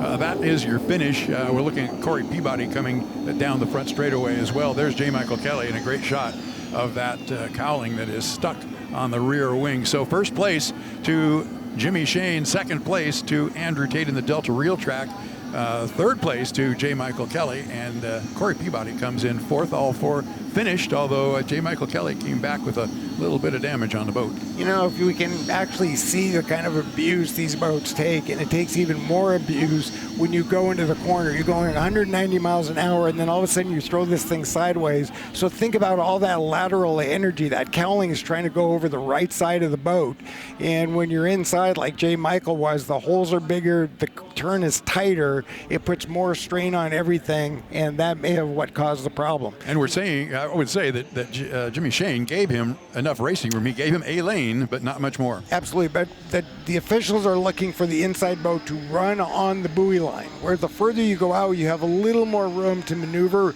but when you're on the inside, the referees have a reference to how close you are staying into your lane, so you have to stay really tight. Jimmy Shane, the winner in Heat 3A. You know, the wing catching shot. The engine cowling might be their saving grace, the fact that they got it back. Now, the pressure that was put on the wing and the uprights, that could have done some damage. So we've got, an hour and a half till the final, that they've got their work cut out for them. They certainly do. Looking at him coming back now into the pits is Mike Kelly. Still with that canopy on the up on the wing. Hopefully Chris can maybe get down there and talk to one of the crew guys and see if they have any kind of an idea of the extent of the damage and how it will affect them in the final. How frustrating is that, Chip, when as a driver? You know, you have to accept it before you go into the sport. This isn't like other sports. This is a very complicated machine, and there are going to have problems. There are going to be failures. I went out in a vintage boat today that's run really well, and it had a problem. So you really can't get frustrated. If you get frustrated because of problems with the boat, you're in the wrong sport. On the other hand, the same problem shouldn't happen twice. You should learn, like a driver when he makes a mistake. It's really important that if something breaks, you understand why it broke, and then make sure that never happens again. And that's the difference between some of the crews that maybe don't have the experience, but that's how how important it is to be able to have a good crew and a crew you can rely on. All right, let's get into Chris Egan now, and hopefully we can get a word from J. Michael Kelly's gang down there with Graham Trucking. Chris? All right, Paul, thank you very much. Yeah, we're going to run over and check with J. Michael's crew in a sec. But first, here he is, Jimmy Shane, 3 heats, 3 victories. I tell you what, you got to like what you're seeing right now with your team and your boat. Oh, the Miss Homestreet is amazing. Fought a little bit harder there in the warm-up period to try to get an inside lane. I was trying something different, wanted to see how that was going to work, maybe get into some people's heads before the final heat. And unbelievable. The acceleration that Miss Homestreet has coming down for the start is just phenomenal. And once again, I was able to lead them into the first turn, control the race course. That's where you got to be to win races. The water conditions are going to be brutal for the final heat. It's actually calming down, but when you get 7 boats out there, it's typical Seafair water. So we're looking forward to that. We're happy that we're in the final running for the Homestreet Cup, and we'll see what the Homestreet can do in the final. Okay, you got to tell me, who's your co-driver down here? This is my buddy here, Morgan. Morgan is representing the Junior Hydro Division, and he is racing the Homestreet. All the Junior Hydros are decaled up like the unlimited hydroplanes that are racing here this weekend. And it's where I got my start when I was 9 years old. So I wanted to bring my buddy Morgan here, get him a little taste of what it's like to be in front of the camera and be a part of the Miss Homestreet team. Been pretty good so far, Morgan, huh? Yep. He is loving it. All smiles with Team Homestreet. We're going to head on over and check with J. Michael's crew now. So, Paul, let's send it back to you for now. All right, thank you, Chris. Chip, when you hear Shane talk about the typical Seafair water and race, what does he mean by that? These boats have a thing on the left sponson called a skid fin. And in my day, like the Atlas boat I was running earlier today, it was maybe 6 feet square. It was the size of maybe a door in your house.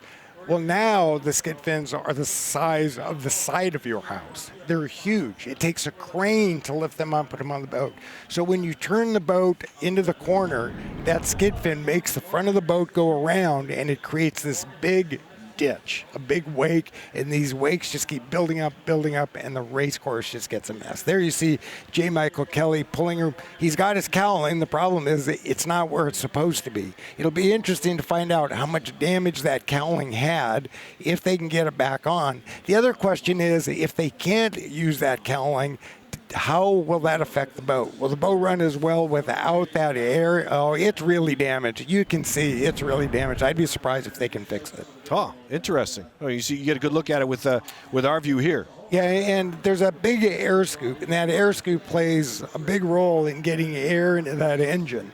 So without it, the engine's just pulling ambient air. It's not getting air rammed into it. That's going to affect the performance. So they need to either have a second cowling, which I doubt, or fix that one. But by the looks of it, man, that's going to be hard to fix. And it's fiberglass. So fiberglass takes time to gel. Even if they can fix it, they have to put a lot of resin in it to get it to go off to harden up. So they're under the gun. Now, Andrew Tate, he's loving this because he knew he was going to have to take on J. Michael Kelly. He was going to have to outmaneuver him for the lane he wanted. He was going to have to outmaneuver Jimmy Shane. But if he's weakened or not out there, then Andrew Tate can just concentrate right on Jimmy Shane and do what he can to screw him up. Well, we're aware that Chris Egan is he's efforting some sound here and trying a chance to talk to somebody either from J. Michael's crew or from J. Michael Kelly himself on the Graham trucking boat, which had some problems out there. And as Chip has been talking about, it's a tough one, and maybe even a tough one to get to rectify before they get into the final. It is, and what J. Michael Kelly's going through right now is his stomach are in knots. He is a racehorse. He is in the stall banging on he wants to race, and when he looks at this, there's nothing he can really do to fix it. He can alter it. He wants to get in that final heat so bad, so I know what he's going through, and it's painful. Yeah, well, and he's a guy that, as you've talked about throughout the weekend, he's a guy who likes to live on the edge and take his chances. Here's Chris Egan in the pits. All righty, the boat is in. Just give everybody the latest on the damage, what you know so far. Well, I think hopefully it's just down to the outer engine cowling. Hopefully we're just missing the engine cowling. It obviously is not, we're not going to be able to use that one. So we've got to either make a real quick trip to our shop or see about coming up with another one. Got about an hour and a half. You talk about heading to the shop. So you've got to move right now, the team, right? Yeah, we've got to do some creative thinking real quick. So we'll be on it. Okay, I got to let them work, guys. Let's send it back to you. All right, we wish them luck on that turnaround for sure. Here are the results from 3A, Homestreet Bank, Graham Trucking, Delta Real Track there, and the point standings as we continue here. Shane, boy, I tell you, he's been so impressive this weekend, and we'll find out. I remember last week it was the same deal, and then he got beat bad. All right, when we come back, we'll have Heat 3B. Heat 3A of the Homestreet Bank Cup at Seafair has been brought to you by Oberto Specialty Meats, the taste that brings you back.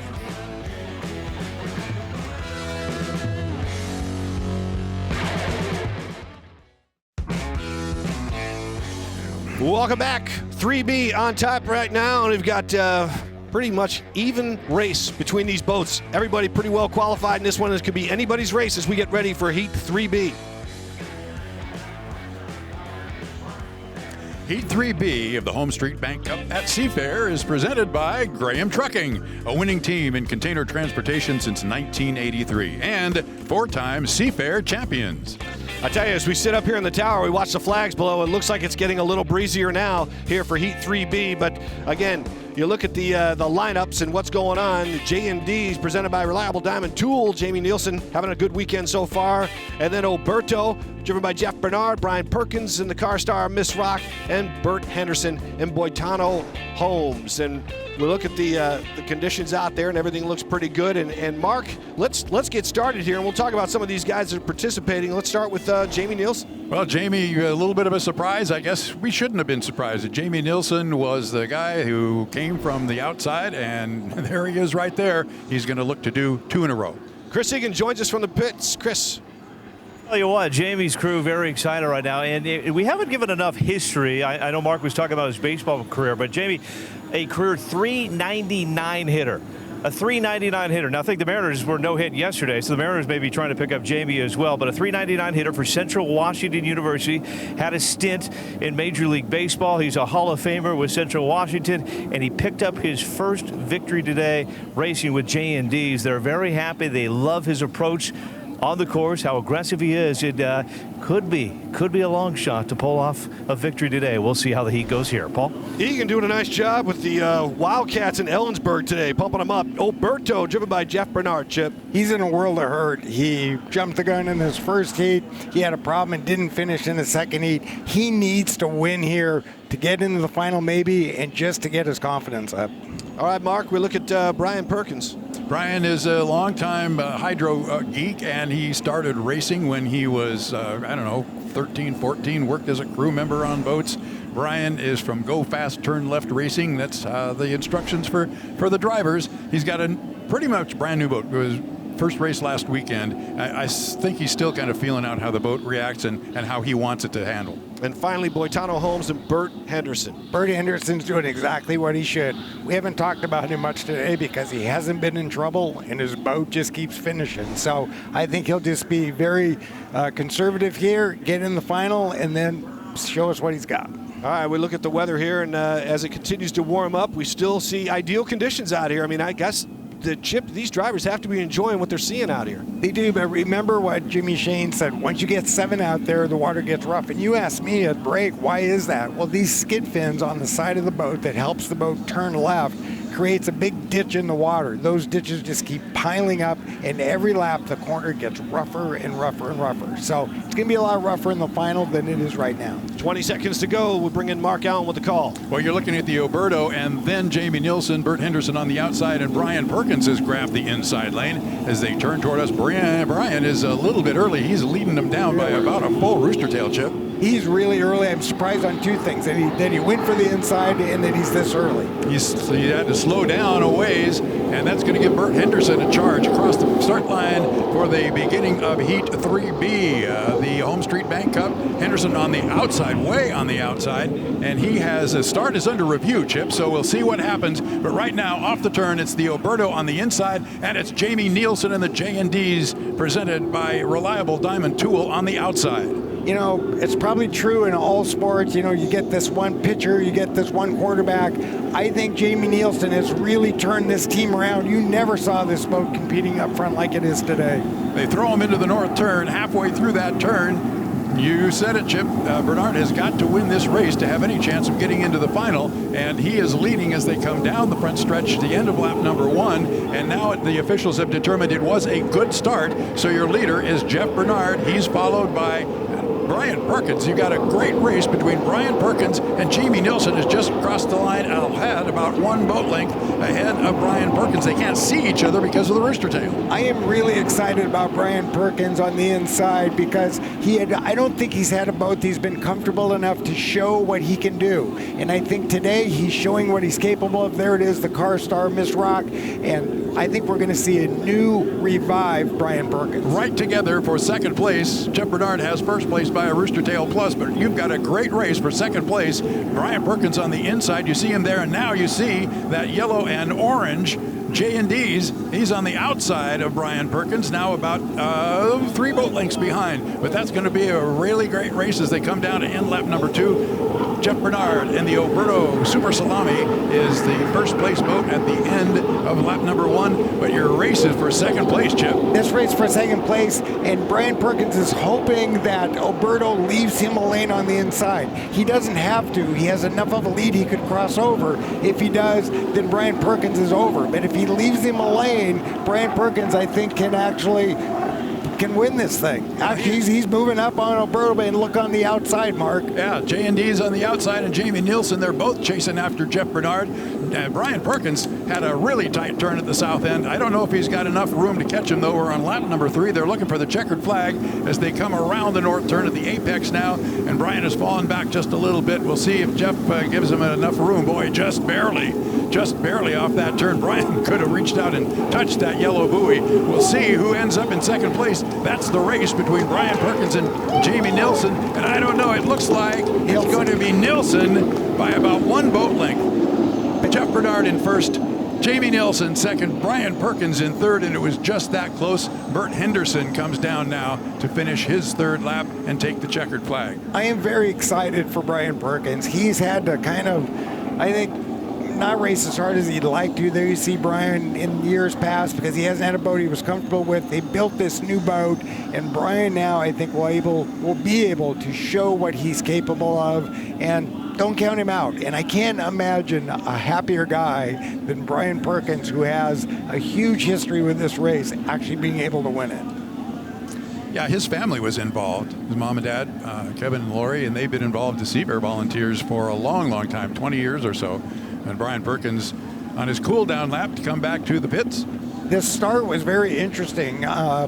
Bert Henderson, he really pushed the line, and I couldn't tell if he was over or not, but it is actually perfect. I don't think you can cut it any closer than that. And we've seen 2 of those today. Jimmy Shane had a perfect start, and look how rough it is. See, that's those skid fins. If the boats weren't out there running, but if there was one boat out there running by itself, it'd be beautiful. But they're running in each other's own wakes, and that causes this. And that's a good example of what these boats are. They're airplane wings with training wheels on them. Here's that turn. Brian is right next to that buoy. He had to because Jeff only left him a lane. He left him a lane, and Brian stuck it in there. And this is new. Brian usually kind of hung out on the outside. Last week in Tri-Cities, he hung out on the outside, but I see him sticking it in there now, and I'm really happy for him and proud of him. Well, Jeff Bernard picked up the win that he had to have in order to have any chance of getting into the final heat, and we had a dandy race for second and third place between Jamie Nilsson and the J&Ds, presented by Reliable Diamond Tool, and the U99.9 Carstar powered Miss Rock.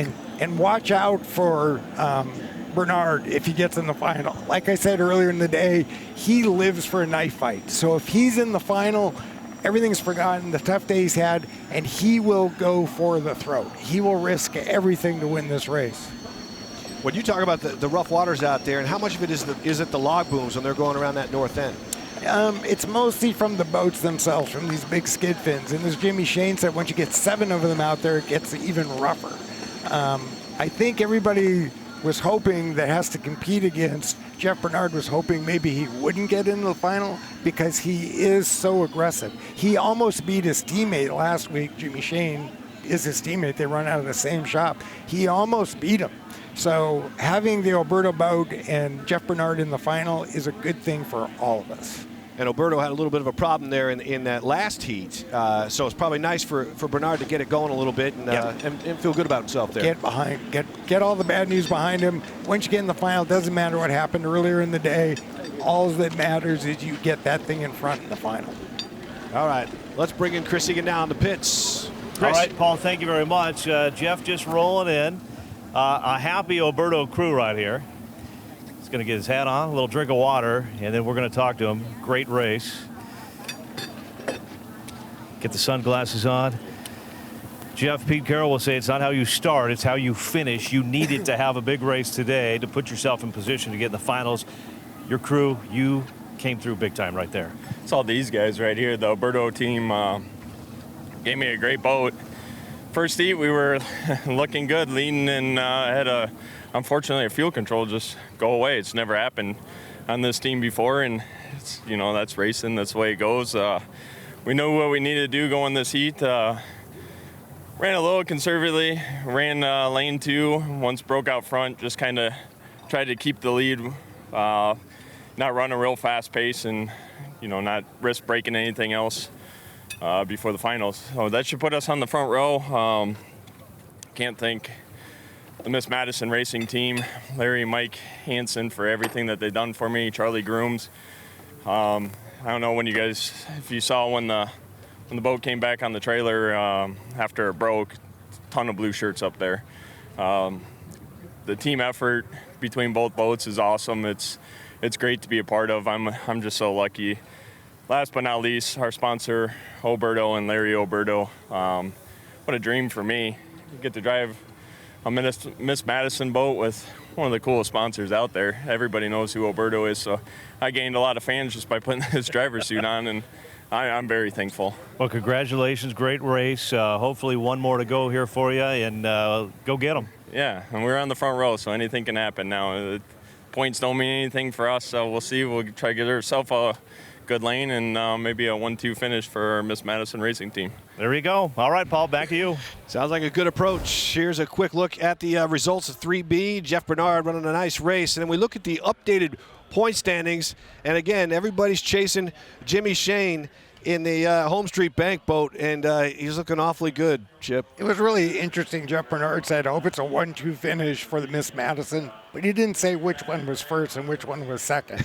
So I think when they leave the dock, there's no team orders. I think Jeff Bernard is allowed to race as hard as he wants to, and I just know it would make his life come true, his dream come true to win here.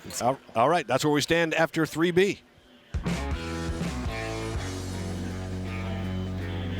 Heat 3B of the Homestreet Bank Cup at Seafair has been brought to you by Graham Trucking, a winning team in container transportation since 1983 and 4-time Seafair champions.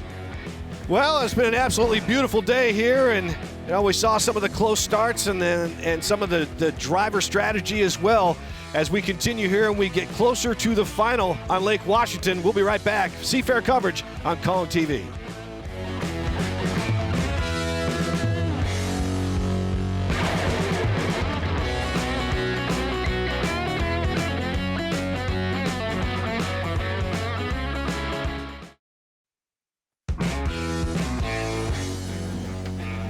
Well, a happy 70th happy anniversary to the Coast Guard out here, enjoying some of the activity and demonstrating some things. They call that dummy they throw in the water SpongeBob, and then they demonstrate how they rescue SpongeBob. So it was great to see that display out here this weekend. And I used to be SpongeBob. They recruited me.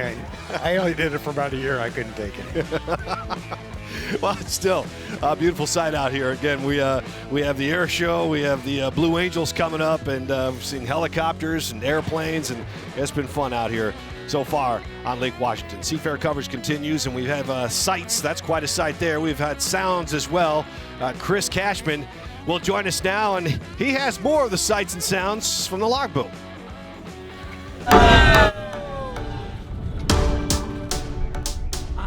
Yes, arguably one of the best ways to experience Seafair is on the water. In fact, before the Legion of Boom was a thing in Seattle, the log boom was king. We're on our way now, and yes, I'll warn you, it's a wild, crazy party, but but there's also a lot of tradition. So join me for the art of log booming. Permission to come aboard. All right. Ooh, Mallory, welcome. As far as I understand it from Seafair, my dad holds the unofficial record for the most consecutive number of years on the same boat broadside at Seafair. Stepdad just reconfirmed with me yesterday, actually. By the way, we promised we would sell the boat right after that first Seafair. 45 years later, keep it going. Log booming is probably the most fun you can have in Seattle in the summertime. See what I mean? Modern log booming, it's all about recycling. It's keeping the trash out of the water, and the Sea Scouts are here to help. It's a great time to just meet people, to party, to have fun. Having a good time, you know, that's what it's all about. So this is us carrying the tradition forward.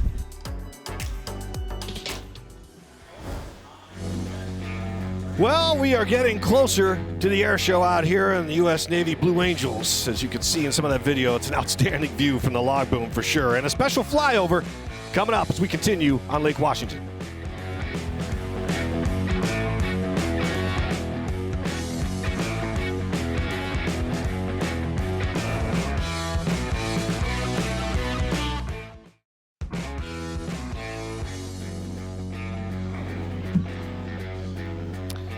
Welcome back. We've talked about all the aircraft around here, airplanes, jets, and the Apache, the Black Hawk helicopter, I should say, the Army Black Hawk helicopters out putting on a demo, and it's all part of the Boeing Airshow. A lot to see out here in the air and on the water. Chris Cashman joins us with more. Yeah, Chris Cashman here taking some shade with our friends at the U.S. Army. They are in full force at Seafair this year. In fact, I'll take you up to the skies in just a couple of seconds for a little behind the scenes and an amazing demonstration. But earlier today, we got to witness a very special ceremony. Hi, I'm Brigadier Vincent Buggs from the 364th ESC out of Marysville, and we're down here at Seafair to support the great event going on, and came in and I swore in some soldiers, the future soldiers for the 21st century, and they're going to start their new journey in life in the Army. And I think it's a great opportunity to come out to Seafair and be able to present that to the crowd and let them see. Do solemnly swear that the next generation going in to you know, set a new chapter in our society and in our Army. Sir, I thank you for coming out, and to your future soldiers, I thank you for taking the commitment to serve. Clearly the community embracing Army this weekend. A lot of great photo opportunities. I might have had the best seat in the house for more. Some behind the scenes with the Golden Knights. Very exciting. It's a safety briefing. They're going... Sorry, I got a little excited. It's a safety briefing. Going over the plan. I'm going to need these, I'm told.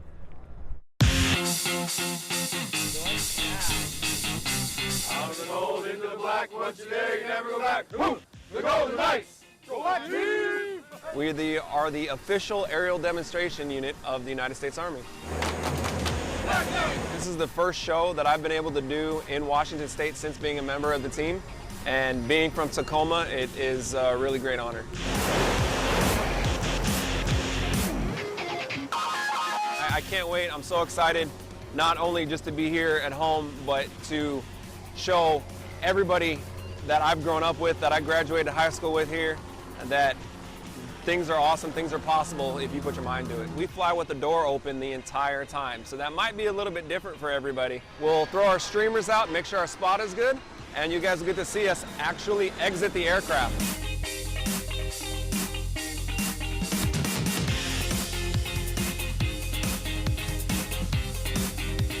Still get a rush every time. It's very cathartic, to say the least. Yeah.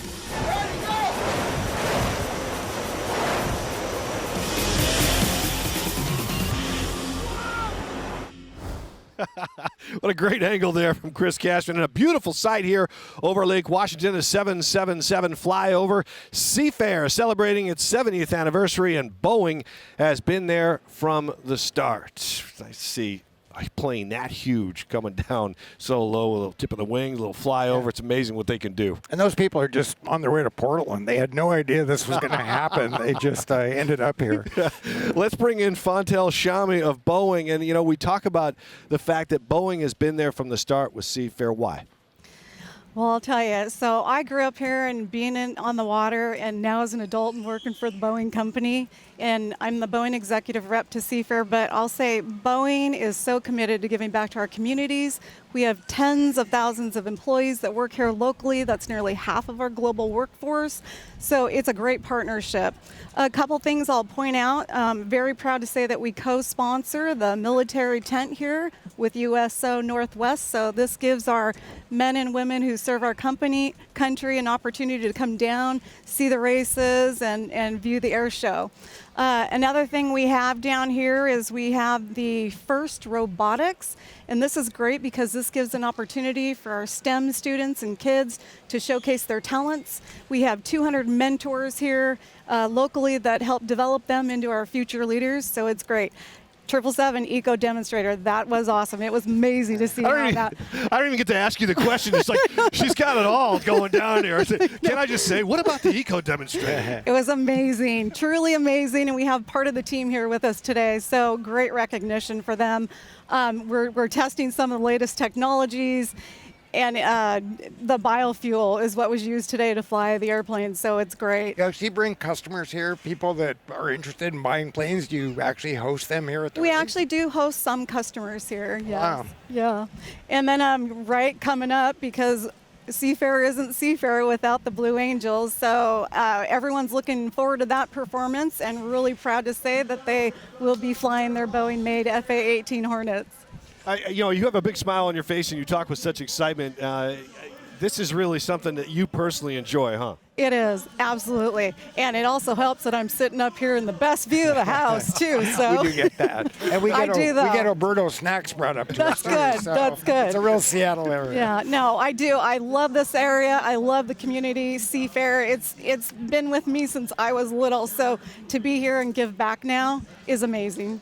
Special thanks to Fontel Shami for joining us. And special thanks to Boeing for being on board for so many years, 70 years as they go right along with Seafair celebrating the anniversary. Thank you for coming on. Thank you so much. All right, the U.S. Navy and the Blue Angels represented next as we get close, so close to their air show. Stay with us.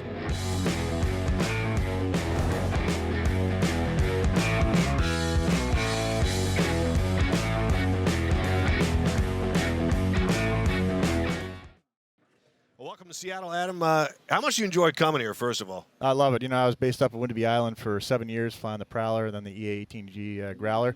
So I've spent a lot of time up here. All my time's been spent watching the show from the boat, though. So it's nice to be on the other side of it this year. Well, as I understand it, a lot of the pilots enjoy coming here. Can you tell us a little bit about the team? Yeah, absolutely.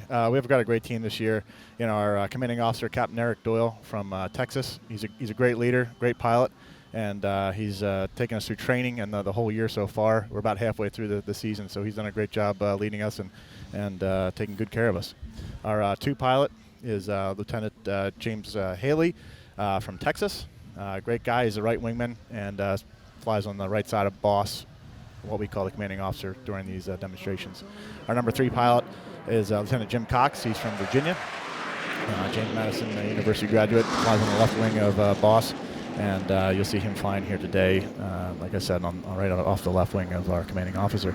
Our number 4 pilot is our training officer. He's a Marine, one Marine jet pilot on the team, Jeff Mullins, Major Jeff Mullins, and he flies in the slot position, which means he's in the middle, right behind boss, between the two wingmen. Number 5 pilot is our lead solo, Lieutenant Commander Brandon Hempler, and he serves as lead solo and the operations officer for the Blue Angels. So everywhere we go, he's responsible for the operations that are going on. And as I said, he's lead solo, so he calls all the shots for the solo maneuvers. Our number 6 pilot is the opposing solo, and he is from Lawton, Oklahoma. He does all the opposing maneuvers, also all the crossing maneuvers that you see there. He's the opposing solo, and of course he's Lieutenant Commander Andre Webb. So that's our 6 pilots that fly during the demonstration. We also have Blue Angel number 7. He's a narrator. He's Lieutenant Kerry Rickoff from Atlanta, Georgia. And I help him with the narration and coordinate all the music and everything that goes on in the show from the ground. How close are these planes? They look super close when we're watching the jets from the ground, but... Yeah, so we say 18 inches. Sometimes they get a little closer. Yeah. And what's the difference between a Blue Angel in a Navy or Marine fighter pilot? What does a Blue Angel bring to this that perhaps a Navy fighter pilot couldn't, or could any of them train to do what you do? So we have a saying, from the fleet and then back to the fleet. So right before this, we were all doing the same thing out in the fleet in green uniforms. Mm-hmm. And when we're done with this blue uniform, we'll go back into that green flight suit. So we are nothing special as far as the Navy and Marine Corps go. We represent over 800,000 Navy and Marines all over the world. And like we say, we'll go back to the fleet and pick up our jobs where we kind of left off.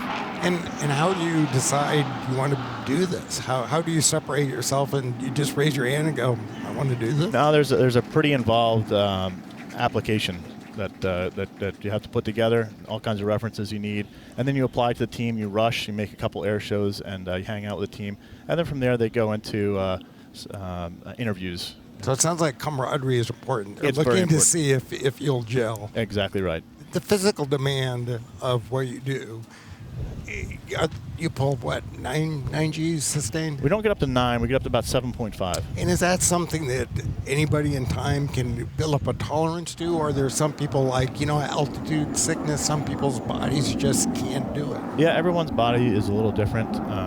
Your resting G tolerance, naturally, some are higher, some are lower, depending on your blood pressure and how tall you are. There's a lot of factors that go into it, but with a lot of practice, you can build yourself up to take a lot of Gs.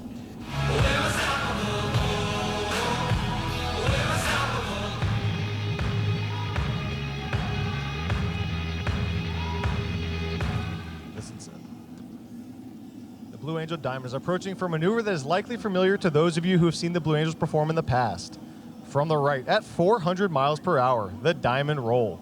All 4 aircraft flying as one is this graceful 360-degree rolling maneuver.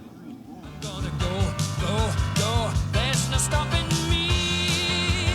I'm burning through the sky. 200 degrees, that's why they call me Mr. Fahrenheit. I'm traveling at the speed of light. I wanna make a supersonic man out of you. Don't stop me now. I'm having such a good time. I'm having a ball. Don't stop me now. If you wanna have a good time, just give me. The 2 solo pilots will next demonstrate the inverted flight capability of the F-18. Approaching inverted from the left and right, they will roll their aircraft 360 degrees over center point. The opposing inverted to inverted rolls.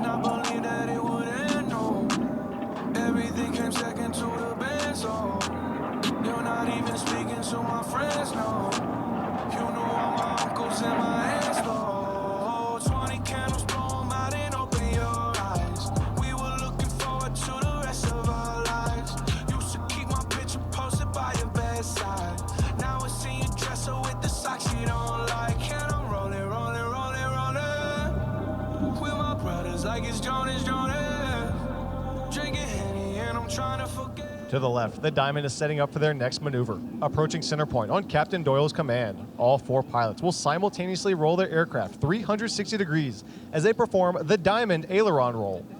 Here's Captain Doyle. Let off. Ready, headed.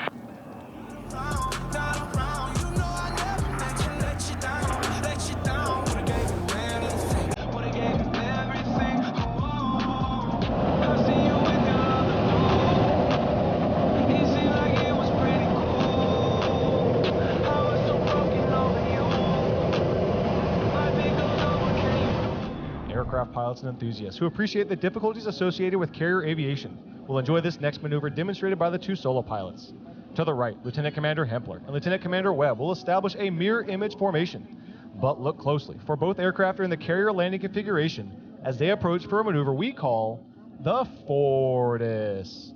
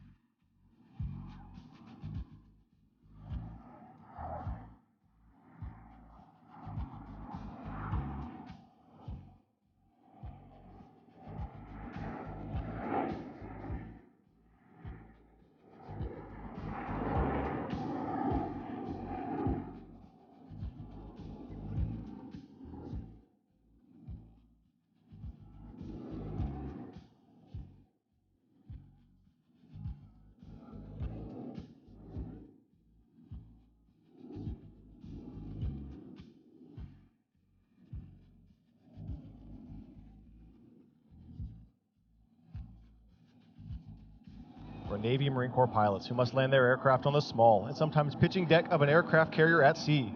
Slow-speed flight is just as important as high-speed flight. In order to demonstrate the dirty, slow-speed handling characteristics of the F-18, Captain Doyle has called for the extension of the landing gear and tailhooks by the 4 Diamond pilots, as they executed a maneuver performed by no other jet demonstration team in the world today. From the left, the Diamond Dirty Loop. Let's take you take us through some of these maneuvers you guys do, because first of all, it's just so impressive to watch. I'm sure you've heard that over and over, but the dirty loop, tell us what's involved there. Yeah, the dirty loop, so that's a diamond maneuver. That'll come from the left, and like we say in the narration, it's performed by no other jet demonstration team in the world, because it's a little difficult. You have all your landing gear down, and we put our tail hooks down as well. So you're at a very slow speed doing a very dynamic maneuver. You're bringing the jets up and over for a loop. So it takes a lot of concentration, and there's a reason no one else does it. And is it called dirty because you're dirtying up the aerodynamics of the airplane? You've got the landing gear down. Is that the only way you can make the plane go that slow? It helps it, certainly. You're creating a lot of drag, but when we talk about aircraft, you're talking clean and dirty. Clean is all your landing gear up, your tail hook up, your flaps up, and you can go nice and fast. And when you want to go slow, you put your gear down, hook down, and your flaps down. You get Flight line vertically, showcasing the Hornets.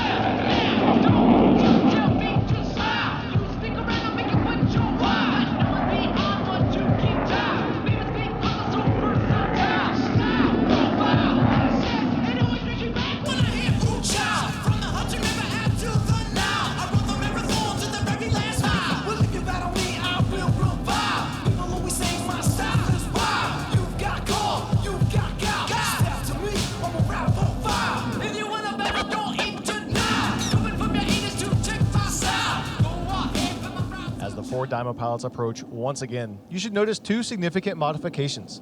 While the wingmen, Lieutenant Haley and Lieutenant Cox, maintain minimum wingtip to canopy separation, the flight leader and slot pilot are both in the inverted position. Ladies and gentlemen, from the right, the Blue Angel, Double Farvel.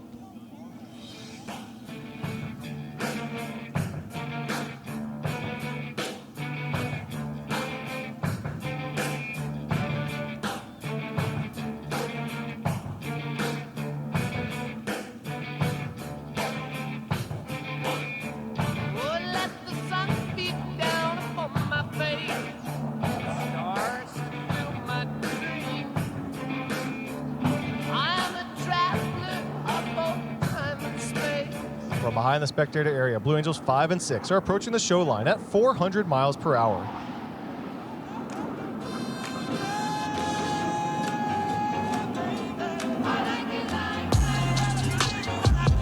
Having rolled their aircraft 270 degrees and crossed with minimum separation, observe as both pilots sustain 6 times the force of gravity across their aircraft over center point. Where's my pet? I like those Balenciagas, the ones that look like socks. I like going to the Tula. I put rocks all in my watch. I like texts from my exes when they want a second chance. I like I do what they say I can. They call me Cardi, big body, spicy mommy, hot tamale, hotter than a Somali. Rari, hop off the scoop, jump in the coop, pick up on top of the roof, flexing on moves as hard as I can, eating halal, chopping a lamb. So that bitch, I'm sorry though. Got my coins like Mario. Yeah, they call me Cardi B. I run this shit like cardio. I'm in district in the chain. Certified, you know I'm gang. Drop the top and blow the brand. Oh, he's so handsome. What's his name? I need the dollars. So just beat it up like pinata. Tell the job to close the curtains. That chick make you nervous. Chambean, pero no 4 Diamond pilots are now stacked down and aft on a 45-degree bearing line to establish a right echelon formation. From the right at 378 miles per hour, the Blue Angel Echelon Parade.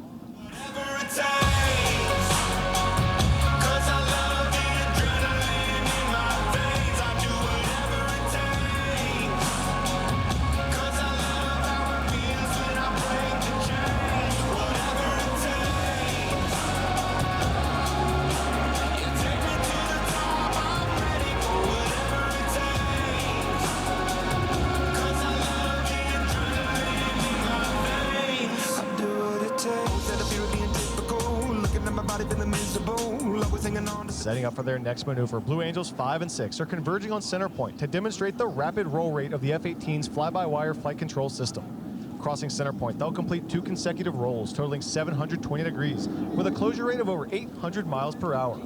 The opposing horizontal rolls.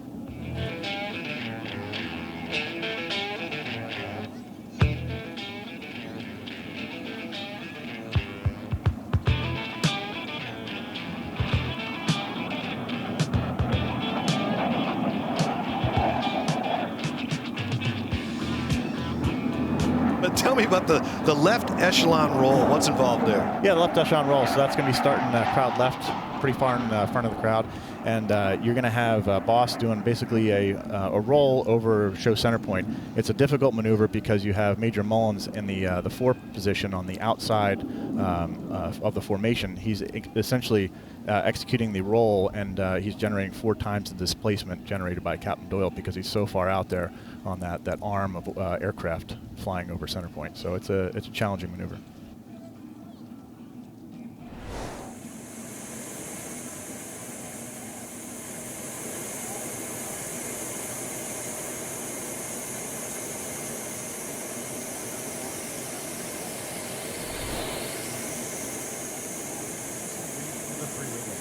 During this extremely difficult maneuver, Major Mullins on the outpost position will experience 4 times the displacement generated by Captain Doyle's aircraft.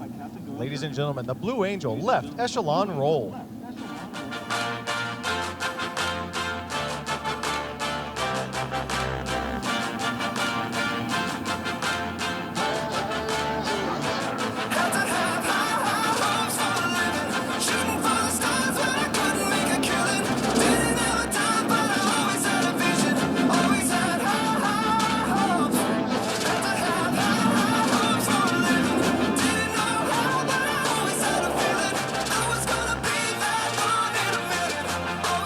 Completing the roll to the right, observe as the 3 wingmen smoothly shift back into the Blue Angel Diamond.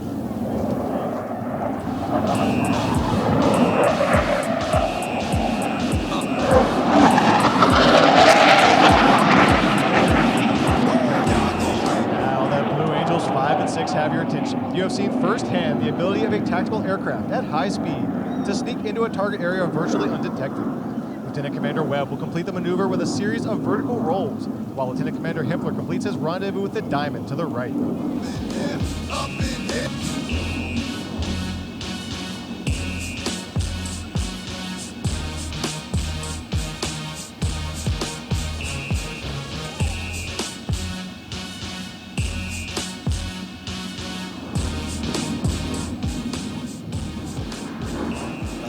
It does. So you're taking 5 aircraft, and you're maintaining a perfect line abreast formation and then going up and over the top for a loop. So it's very difficult. The pilots have to look essentially 90 degrees off their line of sight to maintain position with our boss as he pulls up and over the top. You know, when you're going through these things, who comes up with these maneuvers? Because, I mean, is this like, I don't mean to, like, you guys are awesome, but I mean, as far as the Globetrotters go, they can't go out every week and do the same tricks. Like, you guys think of these things and figure out what will work and what won't? And how do you do it the first time? Yeah, well, some of these maneuvers have been done literally since 1946 when the Blue Angels were founded. We were actually founded by Chester Nimitz, Fleet Admiral Chester Nimitz, back in 1946, and a lot of these maneuvers have carried over through prop aircraft up to jets. So a lot of the maneuvers we do have been done for 20, 30 years with these jet aircraft. We make minor tweaks to them every year, make them safer, make them a little more enjoyable to the crowd. But by and large, for the last 20 or 30 years, we've been doing the same go. And what's the difference? These are F-18s. That's right. What's the difference between a Blue Angel F-18 and one that's going to work every day protecting the country? Yeah, actually very little. We actually take the gun out of the front. We put a... That's a good idea. Yeah, 90-gallon smoke tank in the front and a couple other minor modifications, but essentially they're the same. And a nice paint job, of course. Yeah, I can't imagine how much time it takes to get those things cleaned up and looking spiffy, huh? Yeah. Where did the blue come from? Well, the Navy, I believe, blue and gold, Navy colors. But I can tell you the name came from a bar in New York City. One of the guys back in the 40s saw an ad for the Blue Angel saloon or bar or whatever it was called in the New Yorker magazine. And they liked the name so much they kind of took it. So many good ideas come out of bars. Yeah. Isn't that amazing? That's great stuff. And Well, then bad ideas. Yeah, right. Well, thank you, Adam. I appreciate it. Again, My pleasure. Tremendous amount of respect for the whole gang, and it's just great what you guys do. Put on a fantastic show. Thanks. We're glad to be here.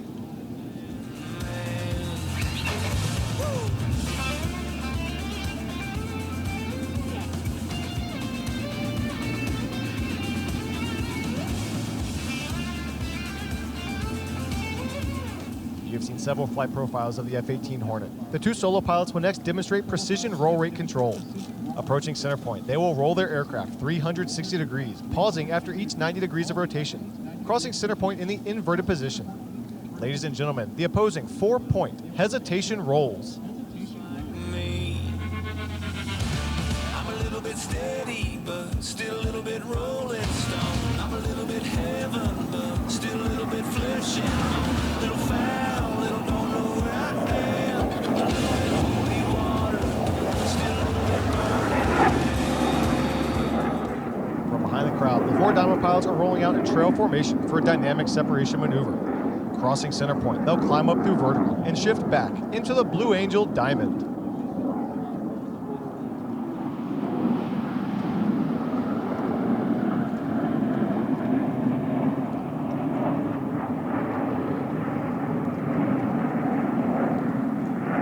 Ladies and gentlemen, the Blue Angel vertical break. I want something just like this.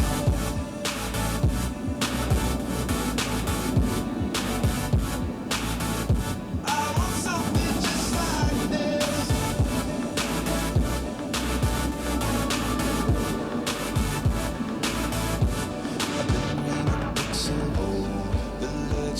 Lieutenant Commander Hempler and Lieutenant Commander Webb are approaching to demonstrate the impressive pitch rate of the F-18 Hornet. Crossing center point, they'll execute a maximum performance climb with a split S reversal, bringing their aircraft back over show center point. Somewhere where the road ends, out there where the creek bends, that's where you can find me. Within fields of gold and cotton rolls and never-ending sky, and take it slow, easy roll, man, it's life. Caught up in the country. Just look at them stars. Must be a billion of them, and just doing their thing, right where God put them. If this ain't heaven, it's halfway there. You can feel it in the air. Caught up in the country, the only way I wanna be. Somewhere where the road ends, out there where the creek bends, that's where you can find me. Within fields of gold and cotton rolls and never-ending sky, and take it slow, easy roll, man, it's life. Caught up in the country.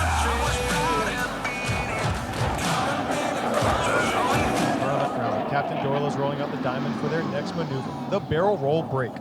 Pulling through vertical, he will roll the formation 90 degrees and perform a split S, finishing with a dynamic separation maneuver.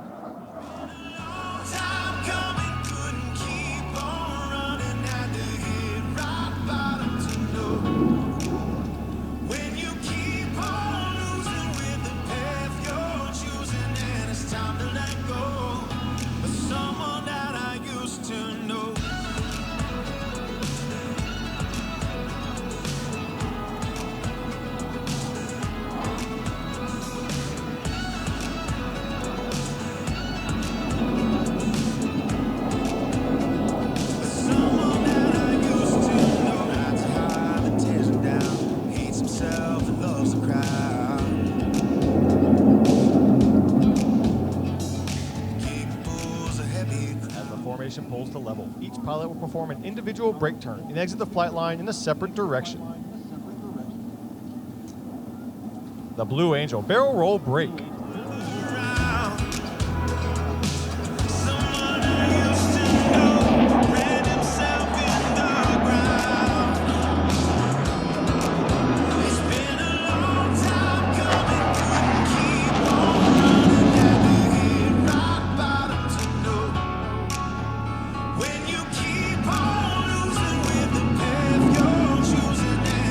Back to the right, the two solo pilots are making their approach to the flight line. Crossing center point, they will simultaneously roll their aircraft 420 degrees in section. The double tuck over rolls.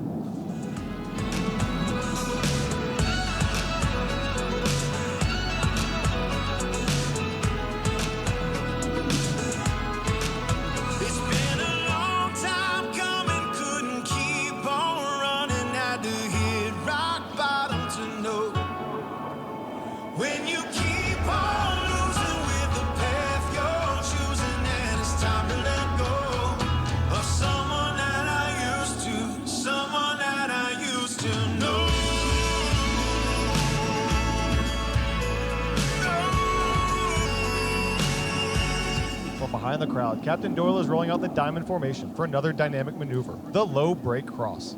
Approaching center point, each pilot will perform an individual brake turn and exit the flight line in a separate direction.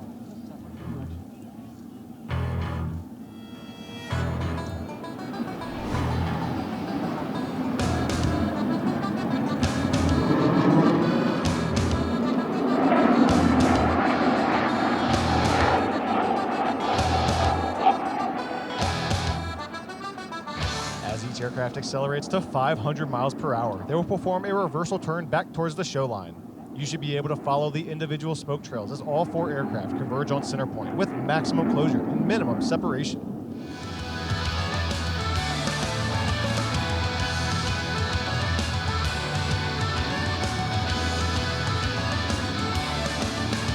I'm a sailor in pain, and I lost my leg. Climbing up the top sails, I lost my leg.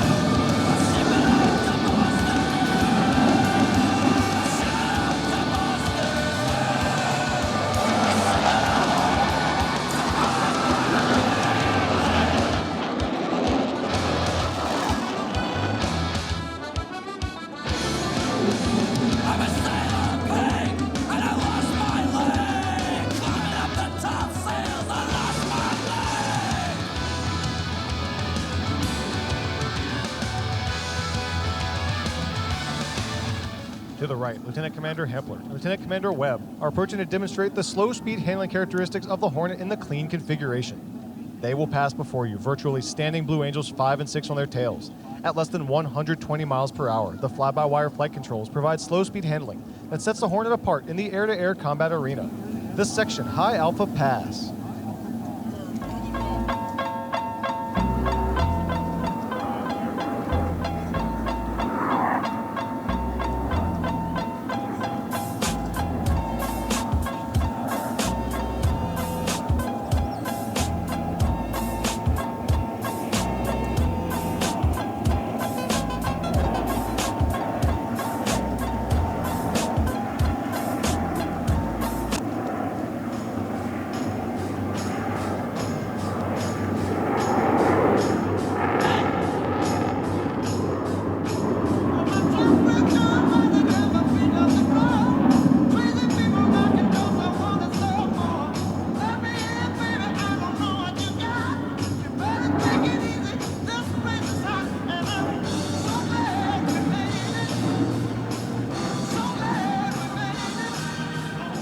Crowd to the left, the Diamond is rolling out to demonstrate the awesome power of these General Electric F404 engines.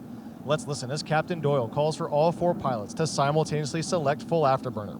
As they pass over center point, you will hear and feel the thunder of 8 engines producing 128,000 pounds of thrust.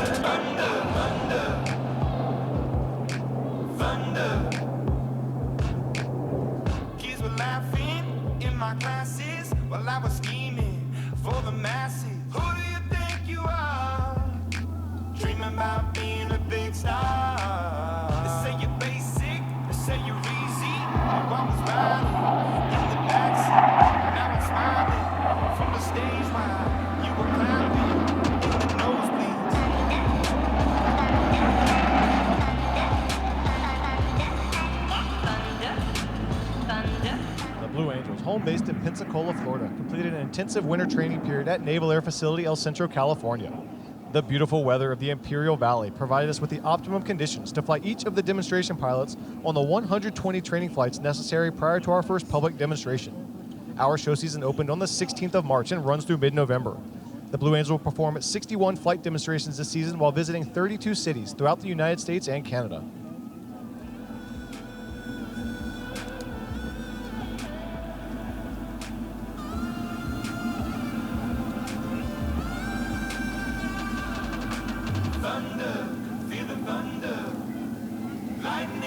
The next portion of the demonstration will showcase all 6 aircraft in formation together. The Blue Angel Delta has been our signature 6-plane formation since 1958. Behind the crowd to the right, the 2 solo pilots have joined the Diamond to form the Blue Angel Delta.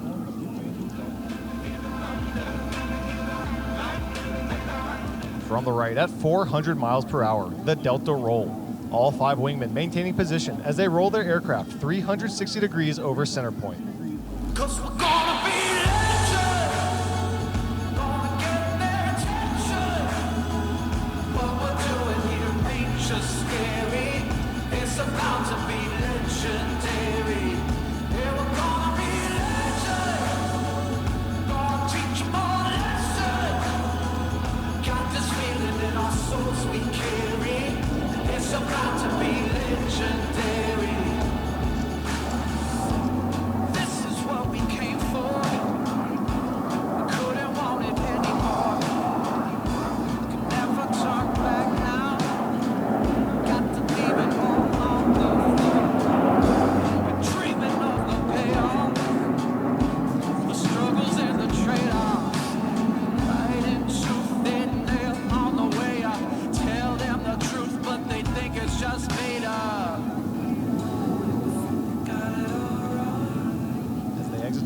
observe as Captain Doyle brings the formation back towards the show line. Very shortly, all 6 aircraft will be approaching for the Blue Angel fleur-de-lis.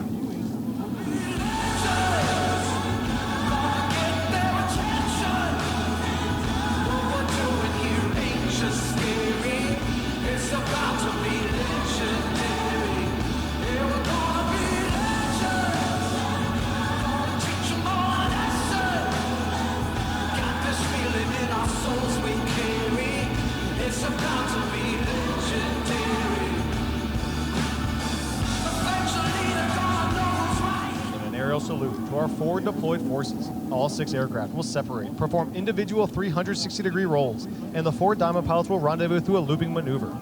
From the left, at 450 miles per hour, the Blue Angel fleur-de-lis.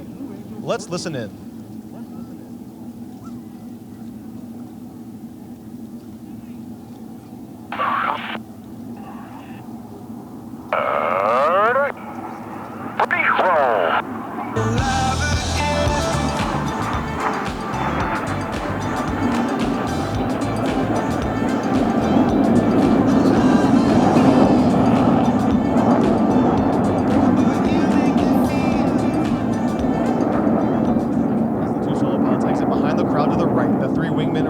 Stages of their rendezvous and will soon be back on the wings of Captain Doyle and Blue Angel number 1. With the fleur-de-lis rendezvous complete, the Diamond will pass before you and exit the flight line to the right.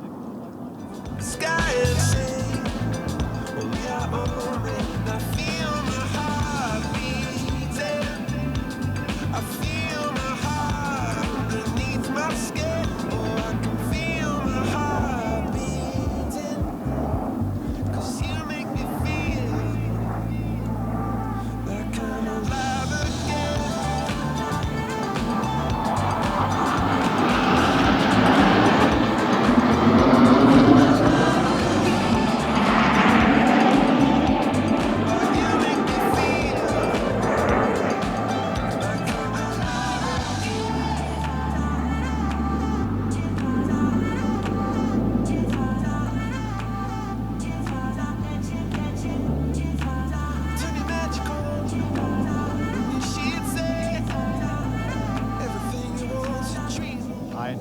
two solo pilots are rejoining the Diamond for another Delta maneuver. As they rendezvous, observe as Captain Doyle executes a reversal turn, rolling out the formation for the Delta loop break cross.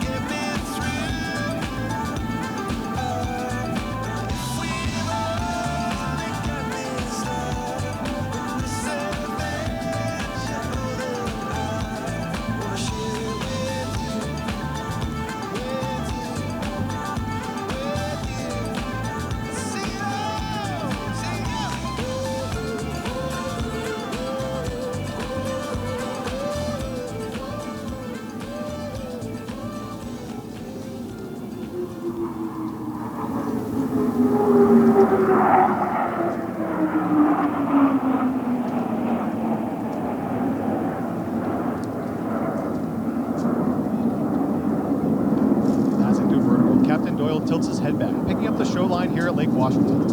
Over the top, he is floating the formation to place them directly over show center point. Now watch closely as Captain Doyle calls smoke on, ready break.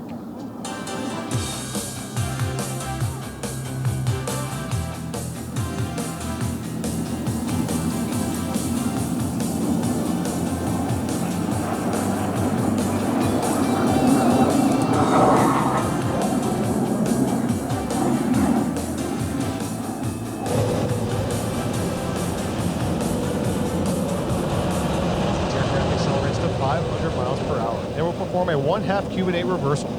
As they pull up and over the top, you should be able to follow the individual smoke trails as all 6 pilots simultaneously roll their aircraft 180 degrees and head back towards show center point.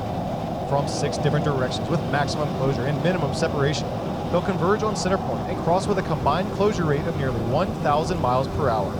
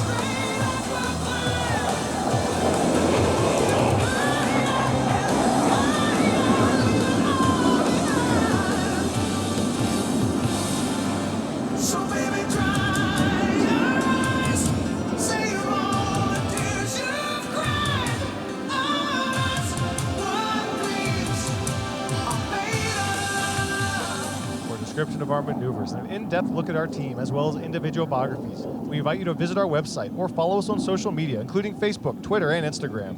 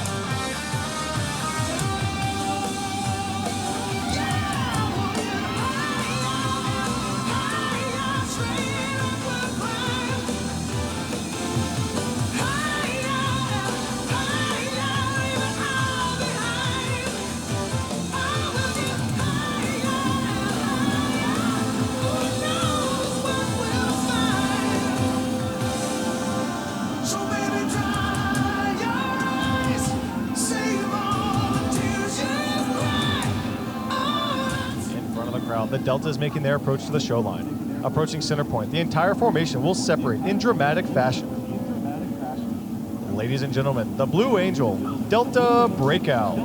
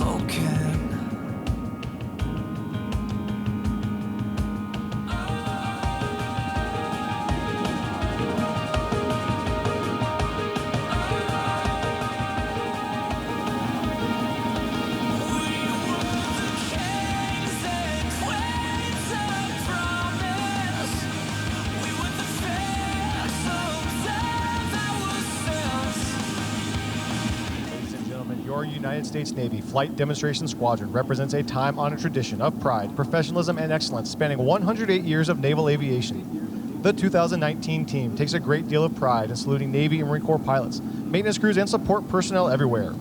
From the right, representing your United States Navy and Marine Corps, the Blue Angels 2019.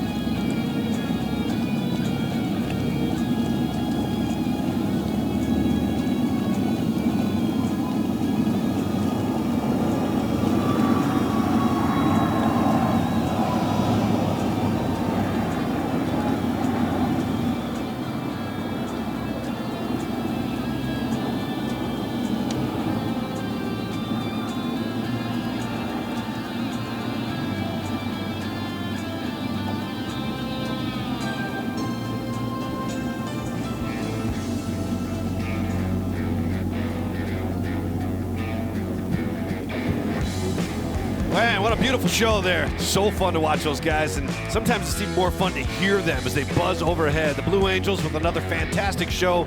More sights and sounds from Seafair coming up.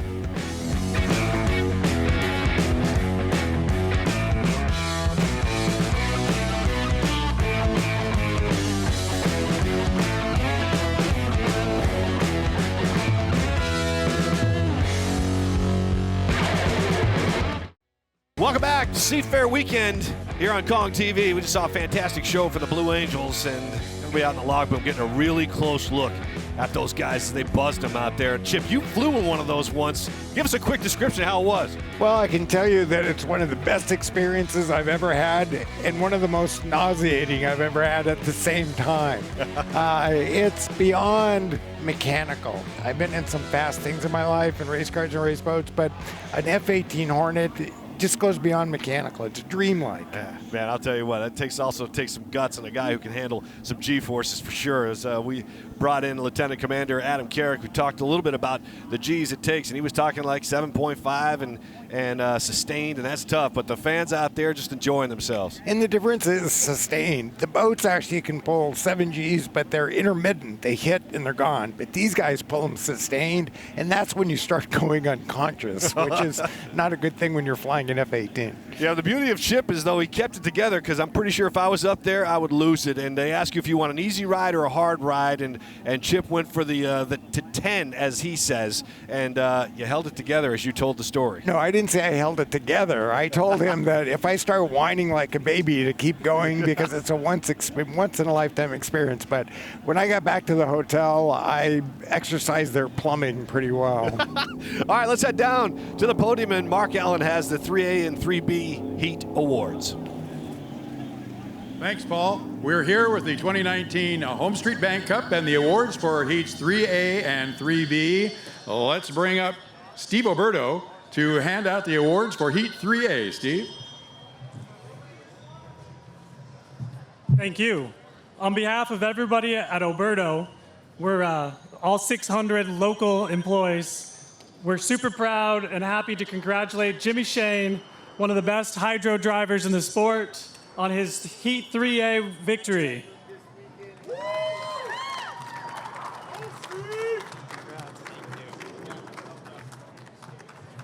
This is a special honor to accept the award from Oberto. I raced for Oberto for 3 years, and very, very proud to represent them for that time frame. But now, today, I have to thank Homestreet Bank, and we have a rocket ship today here at Seafair. So we're really looking forward to the final heat. I really have to thank my crew for giving me the equipment they have, and it's going to be exciting. Everybody hang around, stay tight. You're going to see 7 of the world's fastest race boats racing it out for the Homestreet Cup here on Lake Washington. So let's do this. Let's hang around. Let's have a great day. Thank you. Sponsor of Heat 3B was Graham Trucking, so let's bring up Derek Graham to present the award to the Oberto Super Salami and Jeff Bernard. First of all, I just want to thank the Cahills and Beacon Plumbing for the co-sponsorship this year. It's been awesome. On behalf of Graham Trucking and Beacon Plumbing, I want to present Jeff Bernard with the trophy for his victory in 3B.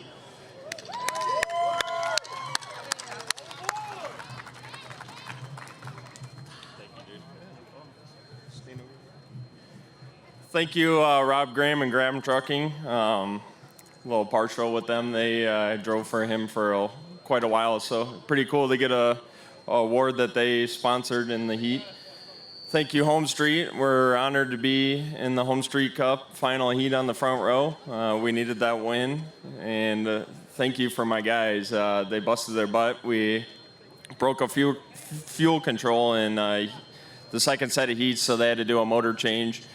And last but not least, our sponsor, Oberto. It's a dream to drive for a sponsor such as Oberto. They're a fan favorite. We're going to try to do whatever we can in this final heat. We had a little bit of bad luck earlier in the day, and we're going to try to rebound in the final. Thank you. Paul, back to you. All right. Thank you, Mark. You know, motorsports are so dependent on sponsors, and you see the Homestreet logo there behind the drivers as they accept their awards. You see the Homestreet logo on Jimmy Shane, and let's bring in Mark Mason of Homestreet. And first of all, how's it feel to be the new sponsor out here and making it the Homestreet Bank Cup? Well, it's fabulous. We have been a longtime sponsor of Seafair, though a minor sponsor until recently. We made a big investment in racing several years ago. It's been very successful, not just on the water. I mean, we have a fabulous team, and they've won a lot. But from a fan standpoint, from a branding standpoint, it's been really, really great for us to connect with the community that way. We've done a lot of sports sponsorship over the years, sponsoring the Seahawks and the Sounders and the Huskies, and we still do work with many of them. But this is special. It's special because it's unique to Seattle. It's a community event that crosses, you know, sort of all the socioeconomic lines. There's a history that's substantial and still important. And it's not just this event, right? This is a month of activities that involve all the communities here. And so when we got the opportunity to sponsor the Cup, we decided, you know, this is the right thing for us to do. How do the employees react to it? So if you're an employee at Homestreet Bank, you turn on the TV, you've got a boat out there, you're sponsoring the race. How does it affect the employees? Well, first of all, they all get in free this year. Oh, well, that's a good thing. Right? I mean, it's maybe one of the best things, right? I mean, they follow the boat, and they follow, you know, how we do, and they're proud of the investment. But this year, because of our extended sponsorship, our employees and our customers all get in free. Now, that's important, though, if you have a family. It's an event that is, you know, it costs to get in, right? And if you have a young family, they're typically not going to be able to come to this. And it was important to us to, in making a big investment, make it more available and to help the attendance here. And I think we've done it this year. I think so, too. I mean, and it has to give you a little sense of pride, a little extra pride when you see your sponsor on Jimmy Shane and the season he's having. Well, that's lasted our whole involvement with the team. We chose them because of their legacy and their record of being run very professionally, always showing up, always starting and finishing every race, and the consistency comes from professionalism. And so we thought we wanted to be associated with that. If we're going to use this type of outreach and branding and marketing and community investment, we want to be with the best. And I think we're very fortunate to have made a good choice. You know, it's so important, as I mentioned, for the sponsors to get involved out here. It's what makes these things work, as many as the hundreds of volunteers as well. And it's really appreciated by the fans of this sport especially. So, Mark Mason of Homestreet, thank you for coming on. We appreciate you, all the help you guys give us. Thank you very much. We're happy to be here. We're looking forward to a great final. Yeah, I know you are. All right, if we come back, we're going to talk BMX and we're going to talk some other things as well, some wakeboarding, as they have some really cool events here. And we've been showing it to you all afternoon on Kong TV. Seafair coverage continues. Stay with us.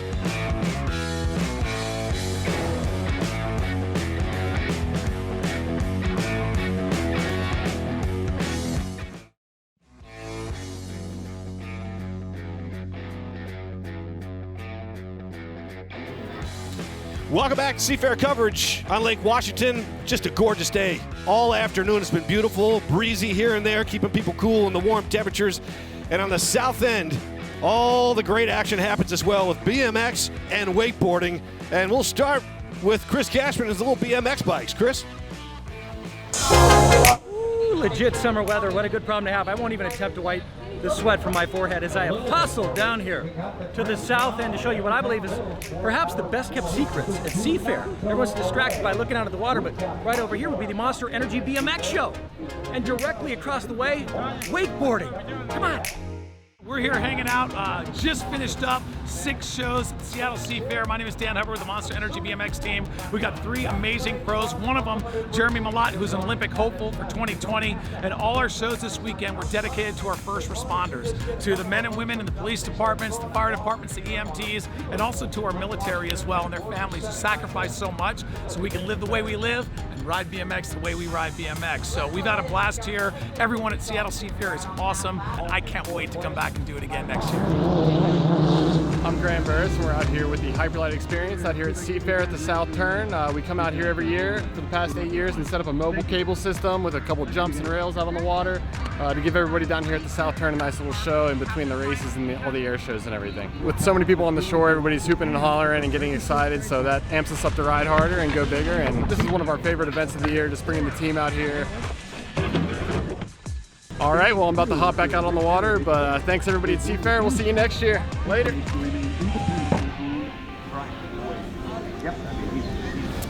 Man, I really wish we could see more of that stuff.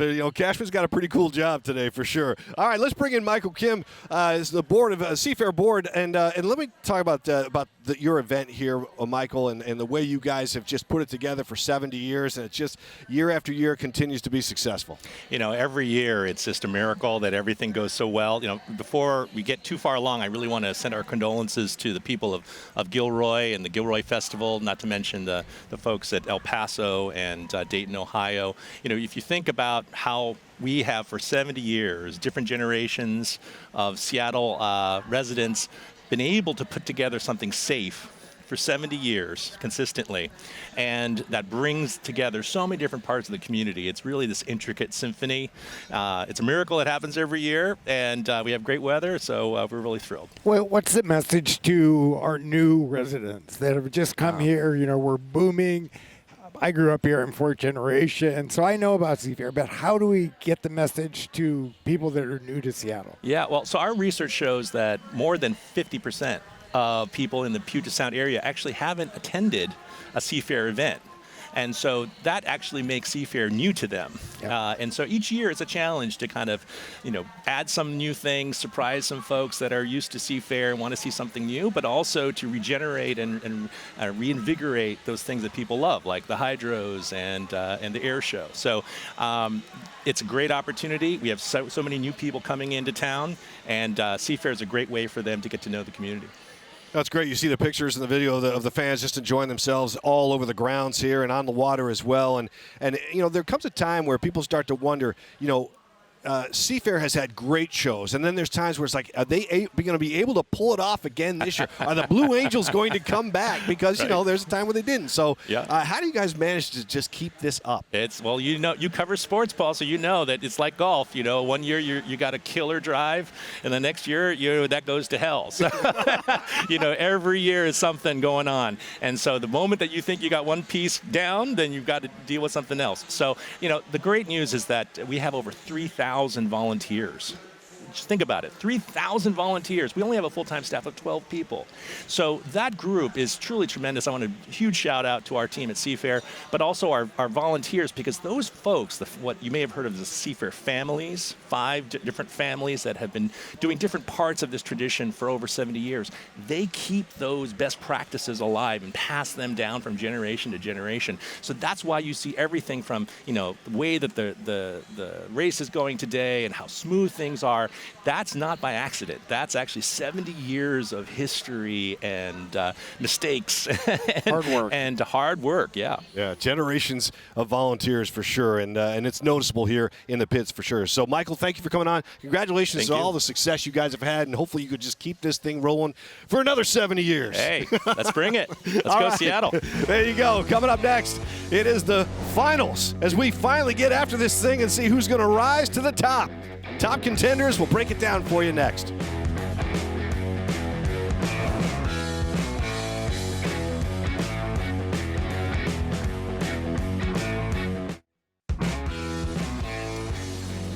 Welcome back. We're getting down to the finals and the Pro Light Series. First up, when it talking finals, and there's Kurt Myers. He's had a nice weekend so far, looking good in those Seahawk colors as well. And there's some guys out here. It's pretty much the battle of survivors as you talk about drivers that really want to get those boats through. We've had some mechanical issues this weekend. We'll see who can survive here as we get into the finals of the Pro Light Series.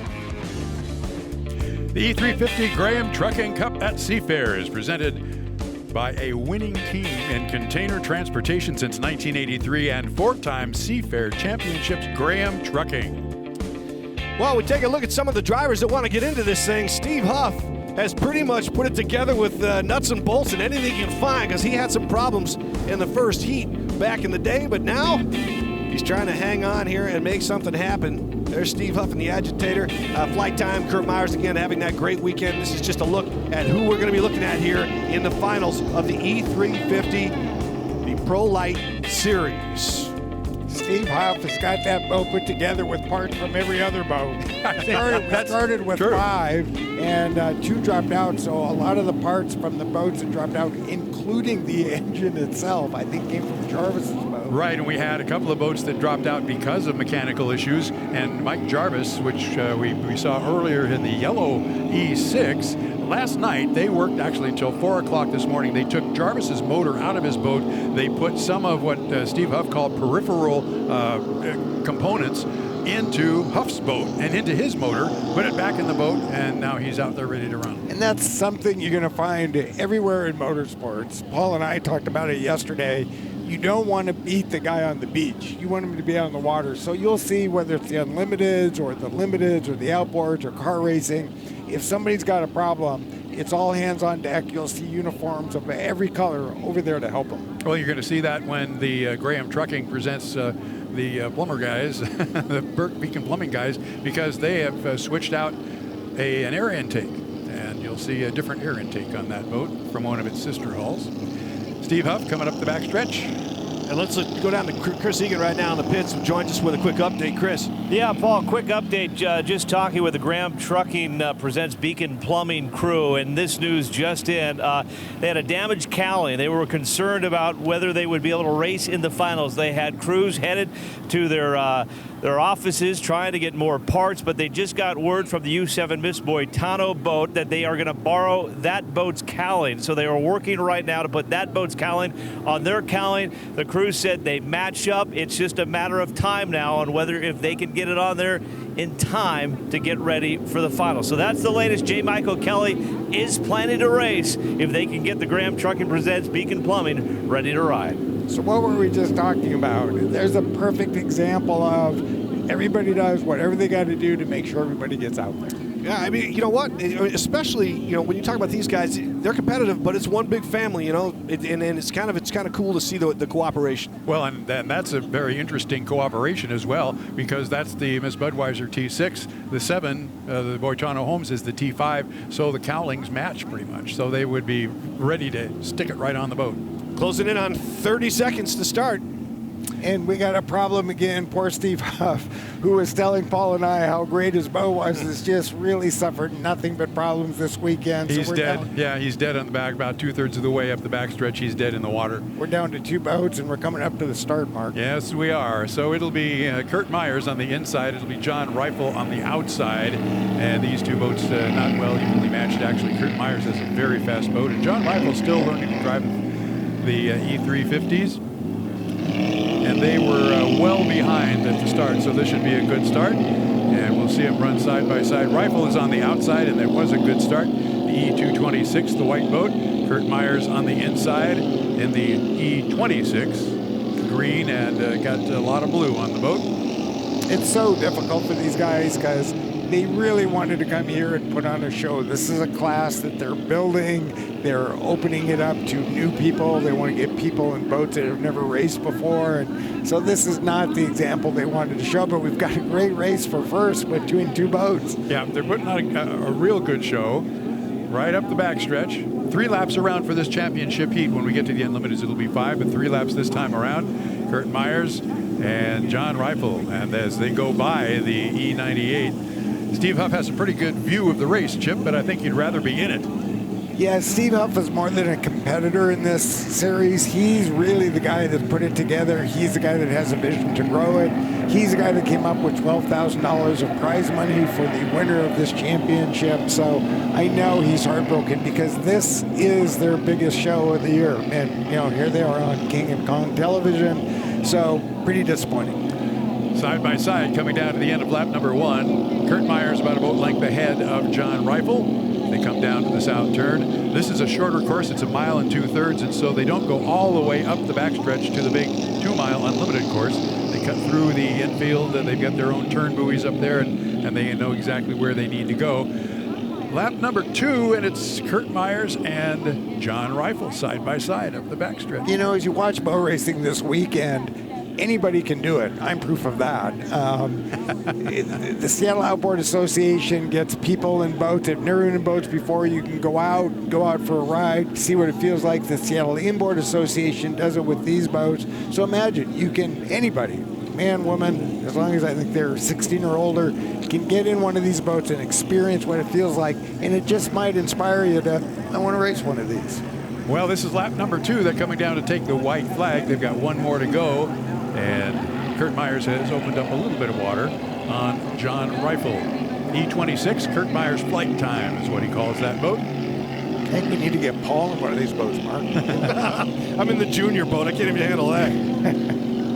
Last time around for our E350s, Kurt Myers opened up a little bit of room between himself and John Rifle right there. There's Kurt down through the south turn.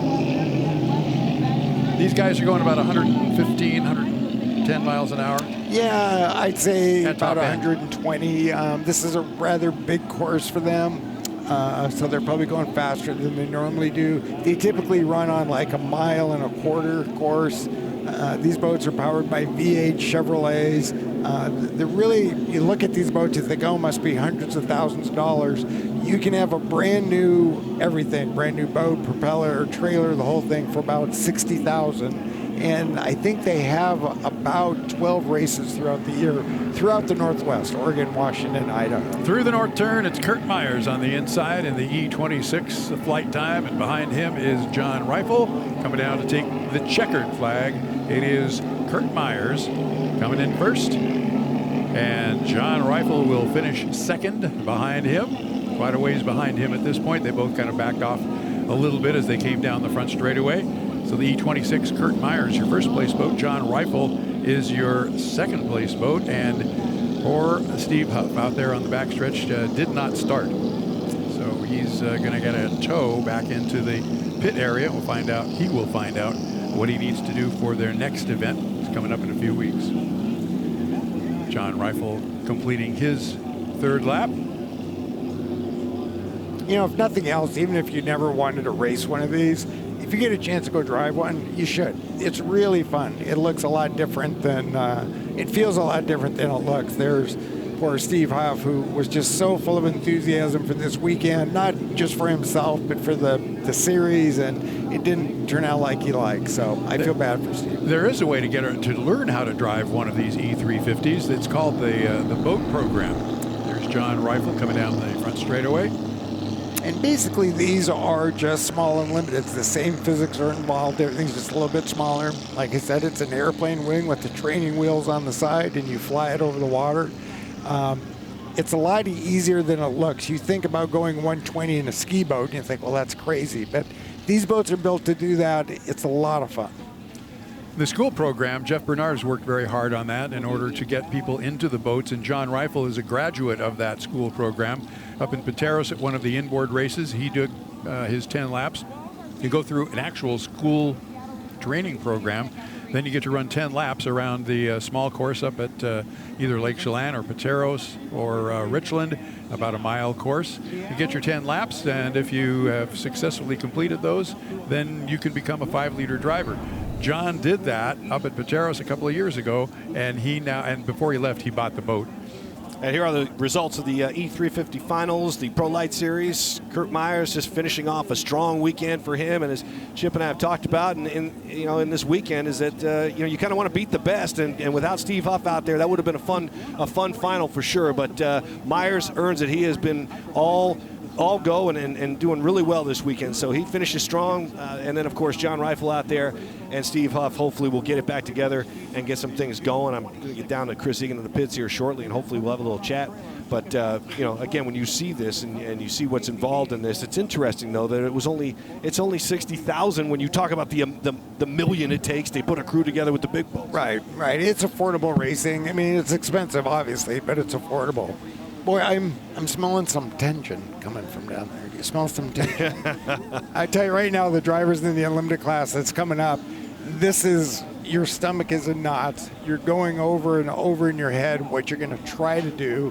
It's kind of the philosophy of a boxer. I heard say one time, you have the greatest plans in the world till you get hit in the head the first time, then it all goes out the window. Yeah. But they all have a plan. Well, and the cool thing is that we've been watching the heats, and as you know, the guys didn't. You can take chances, you can be a little bit cautious in those heats. But the cool thing about the final is it's all out. It is. I mean, these guys, they're going to take some chances, and we're going to see that for sure when they get going. So I think we're going down to Chris Egan in the pits. Do we have? Oh. Yep. Troy Graham is joining us here. Graham Trucking, and Troy was on the program a little bit earlier, but what do you see out there? Graham Trucking has such a huge stake, and the fact that you guys have helped sponsor this Pro Light Series, and really without you, it doesn't happen, I don't think, with the prize money. Just a sense of pride, I'm sure. Yeah, it means a lot to Rob Graham. He's been doing it a long time. He always comments on how the people that he meets in boat racing tend to be the most quality human beings that he comes across. And so it's really a big pleasure. Yeah, and Troy, to support. Of course, the son of Rob Graham and Graham Trucking with J. Michael Kelly coming off a strong weekend last weekend. But when you see these boats out here, and you and your father, did you ever envision yourselves having 2 boats in an unlimited field? I think we always had dreams of it. A lot of my earliest memories are coming down here and camping out in the pits, sneaking out and going to check out everything after hours. And I think it was something that we dreamt of and had thoughts about. Yeah, well, I know your dad would love to be here now, and your mom and dad are awfully proud, and we appreciate you staying with us and throughout the broadcast and hanging out and talking a little bit about Graham Trucking. And Troy, really, thanks for coming on, and best of luck as you guys continue the rest of the summer. All right. Appreciate you. Yeah. And then if I can give a quick shout out to the Cahill family and Beacon Plumbing. We've been really fortunate to have them as a partner this weekend, and we appreciate those guys. Yeah, you know what? I'm glad you brought that up, because I know Beacon Plumbing wanted to get in. That's part of the family, huh? You guys are friends and all, Yeah, I went to school with the Cahills, and we all grew up in the same neighborhood. So cool to have two companies from the Renton Highlands on the same boat together. That's right. That's right. Good. I would bring that up, Troy. Thanks a lot, man. Appreciate you coming Appreciate on. you guys. Okay. All right. We come back here. Seafair coverage continues here on Lake Washington. We got a lot to get to as Troy heads out and the Unlimiteds get ready to head in for the finals. Stay with us. The E350 Graham Trucking Cup at Seafair has been brought to you by a winning team in container transportation since 1983 and 4-time Seafair champions.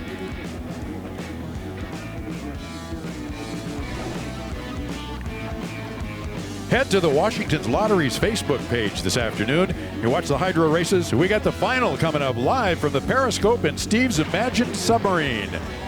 Let's imagine together.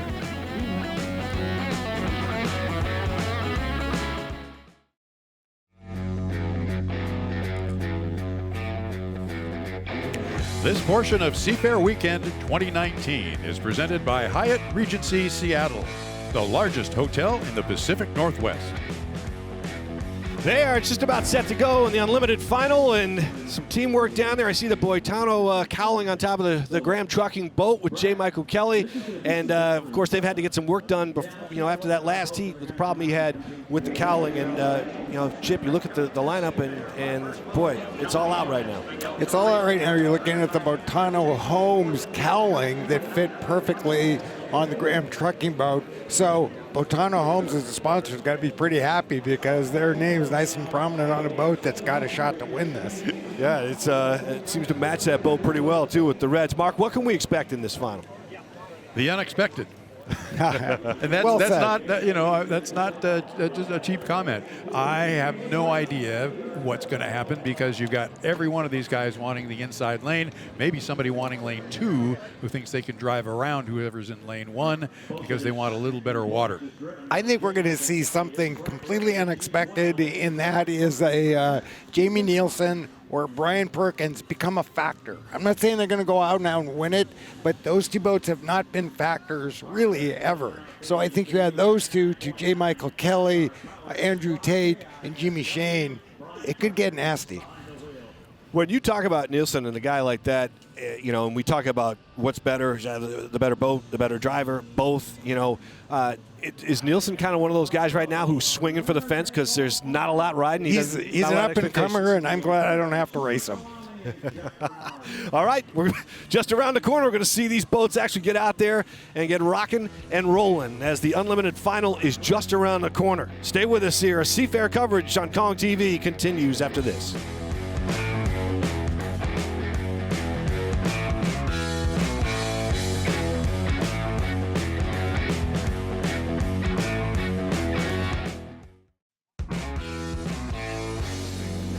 It's what we've all been waiting for, the Unlimited Championship on deck. Some of the headlines going into this final. Homestreet Bank and Jimmy Shane winning all of the heats this weekend. Graham Trucking, we talked about the cowling and the damage they had to the boat in the last heats.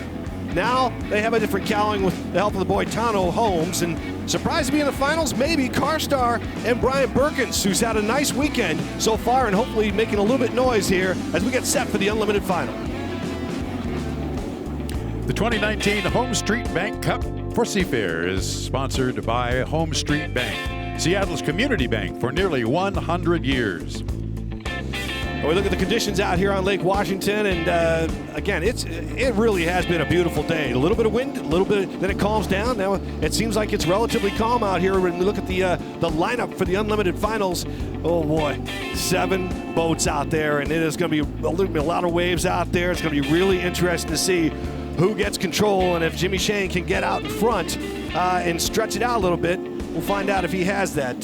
Take a quick look at the drivers as we get to the 2:45 mark in this, get to the start and finish line. And Mark, take us through some of these guys. You look at the event and the guys that are in this lineup, and Jimmy Shane's pretty much had it going. Jimmy Shane wants to win it all. He wants to win it here on his home course for his home sponsor. The Homestreet Bank is Homestreet, and they're going to go out gunning for a championship. Chip, J. Michael Kelly, and Graham Trucking. If I owned a boat, he's one of the guys I'd want to drive it. He's an animal. He can usually figure out a way to win. All right, let's go to Chris Egan in the pits. Chris. All right, Paul, thank you very much. Johnny Walker, part of J. Michael Kelly's pit crew. You guys have been busy. Heard you pretty much did a week's worth of work in an hour. Tell me about What went through? Basically what happened is we lost a bolt from the front cowling, and the front bolt came out, and the cowling came up in the air and tore the rest of the cowling off, and actually put it right up against the rear wing and destroyed the whole cowling. So what we did is we went out and borrowed another cowling from the 7 boys, and they came in and refitted it. Had about 8 guys up there. All the Graham Trucking guys are great. They're all skilled. They all know what they're doing. We replaced the canard and fitted the cowling, and we were done in about an hour and 30 minutes. Boats on the water. Boats on the water, ready to go. All right, Paul. They're ready to go. Paul, back to you. All right, thank you, Chris. Jamie Nilsson, Mark. Picked up a win earlier in a preliminary heat. He's going to stick his nose right in there in the J&Ds. And Andrew Tate in the Delta Real Track, Chip. A second-generation race driver. He ran against his father, Mark Tate. He's a very, very gifted driver, and he's very aggressive. Brian Perkins, maybe a little bit of surprise in this, huh, Mark? Well, he's getting more and more comfortable with his boat. It's a brand new boat from last week. It was the first time it raced, and he had some real good times in his earlier heats. And Jeff Bernard had a little success, too. He's coming in with a little momentum in the Alberto. And he's super aggressive. He'll stick it in there. And finally, Corey Peabody, Graham Trucking American Dream. Yeah, he's going to be the trailer, and that's a rough place. Chip knows all about that. It's rough back there, really rough. Well, they're getting ready to go here, and we are getting ready to bring it to you. 40 seconds to go before the start. And Mark, I know you said expect the unexpected, and you're going to take us through this thing and make the call for us. Well, this is, I've called about 75 unlimited hydroplane races right now. This minute, I'm as nervous as anybody. It looks like J. Michael Kelly is on the inside, and it looks like Jamie Nilsson is next to him as they come around the north turn. 17 seconds to go, and they are early. It's about a 12-second run at speed. J. Michael Kelly slows down just a little bit. I can't see. I think in lane 3 is going to be Jimmy Shane, Jeff Bernard in lane 4. They're still, and look at Kelly is slowing way down. So is Nilsson, and the guy with the speed on the outside is Brian Perkins. He is going to lead him across the line. Brian Perkins takes him into the south turn. He's on the outside, though. He's got a long ways to go, and I'll bet it's Jimmy Shane who pops out from behind that big yellow buoy in first place. But right next to him is J. Michael Kelly. They're about 3 boat lengths behind. Kelly on the inside, Shane on the outside, and you've got a whole lot of other boats hidden in the rooster tail. But right now, it's all between Jimmy Shane in the Homestreet and J. Michael Kelly in the Graham Trucking. Now, the boat in first place, Jimmy Shane, cannot come over to lane 1 till he's got 5 boat lengths, and he doesn't have that yet. He's going to try to pinch. Oh, a great turn for Kelly right around that buoy. He's tight in lane 1, and Shane gave him a lot of racing room there. Well, he gave him enough. I would say it's a lot, but J. Michael will not give up. He'll keep sticking it in there, but I don't know that he's got enough boat to do it. But here comes Andrew Tate on the outside. It could be a great race for second. Yes, Andrew Tate is now just about to overtake J. Michael Kelly, and Jamie Nilsson has slipped back to 4th. Your leaders on the race course on lap number 2 are going to go 5 times around. It is J. Michael Kelly in second by about 6-7 boat lengths, and Jimmy Shane up the backstretch in first place. And then Andrew Tate, he's chasing Kelly for second place, but he's not closing up much water right now. No, Shane is not running away from Graham Trucking at all. They are basically where they were last lap. So if Shane has one little problem, he's going to have J. Michael Kelly all over him. And Mike made another real tight turn at the end of lap number 2. It's Shane, but then it's Kelly, and here comes Andrew Tate. Now Andrew's running a lot longer race course, Chip. He's out in lane number 4, actually, because Jamie Nilsson is inside him. Andrew Tate's got an extremely fast boat, but Jimmy Shane did what he had to do, which was find clear water. He didn't get in a fight for the inside lane. J. Michael Kelly did get in a fight for the inside lane. He had to get up there so early. He didn't have much boat speed at the start line. And we may have had a penalty on Kelly because he went under 80 miles an hour twice, and we have a gun jumper, and that was Brian Perkins. So he'll have a 1-minute penalty as well. But Kelly is still chasing Jimmy Shane. Come around for the end of this lap. Still the green flag, still a couple more laps to go, but right now Shane has it all in control. He's got about a full rooster tail lead over J. Michael Kelly, and then it's a long ways back now to Andrew Tate, who's running a real wide, long race course, Chip. He's not going to be able to catch Kelly or Shane from out there. But he's probably going to be second place because it looks like J. Michael's going to get a penalty for going too slow. He was going too slow because he was going up to get the inside line. You can't go below 80 miles an hour or you get a penalty, and that's what happened to J. Michael Kelly, who you see right there. Now, I think right at the start line, that may have been the second time, which is when you get the penalty because he was slowed way, way, way down. Top of the turn now is your leader on the race course. It is Jimmy Shane. And he's moved over just a little bit, still is in lane number 2, and this is the white flag lap, so they've got one more to go.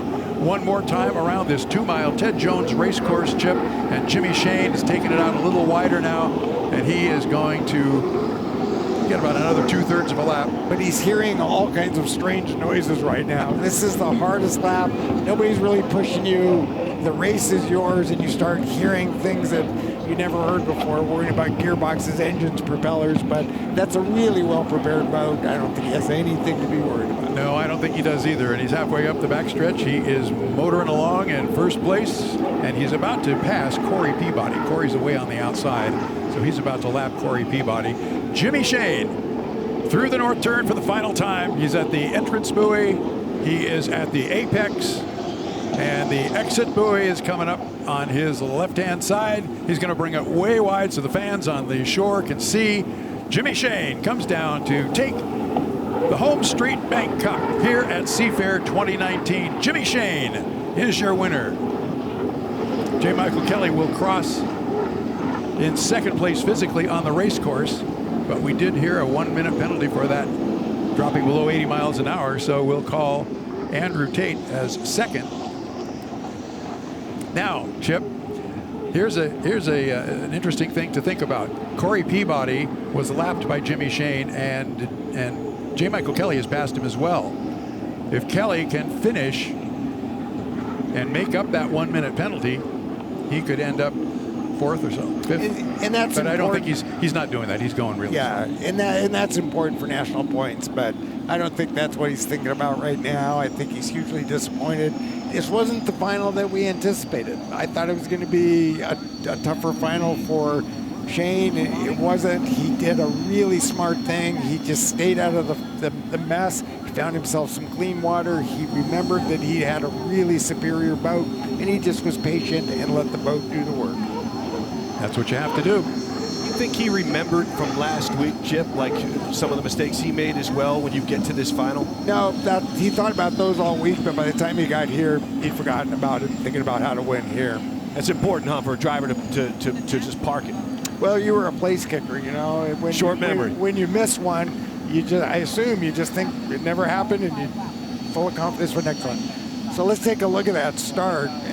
We had some gun jumpers. J. Michael. Well, there's Kelly. Brian. That's Brian Perkins over the line. Brian Perkins over the line. But if you can see Kelly in there, he's going really slow. And I don't know if we stay with it.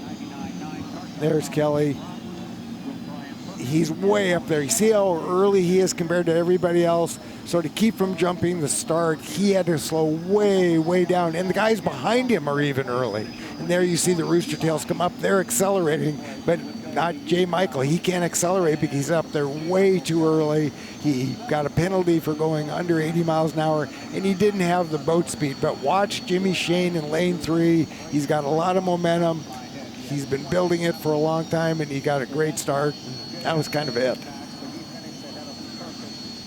You think this lake looks really calm out there? Well, this is a shot that tells you that these guys are rocking and rolling. They're diving from right to left. And you get beat up. I'll wake up tomorrow morning with sores.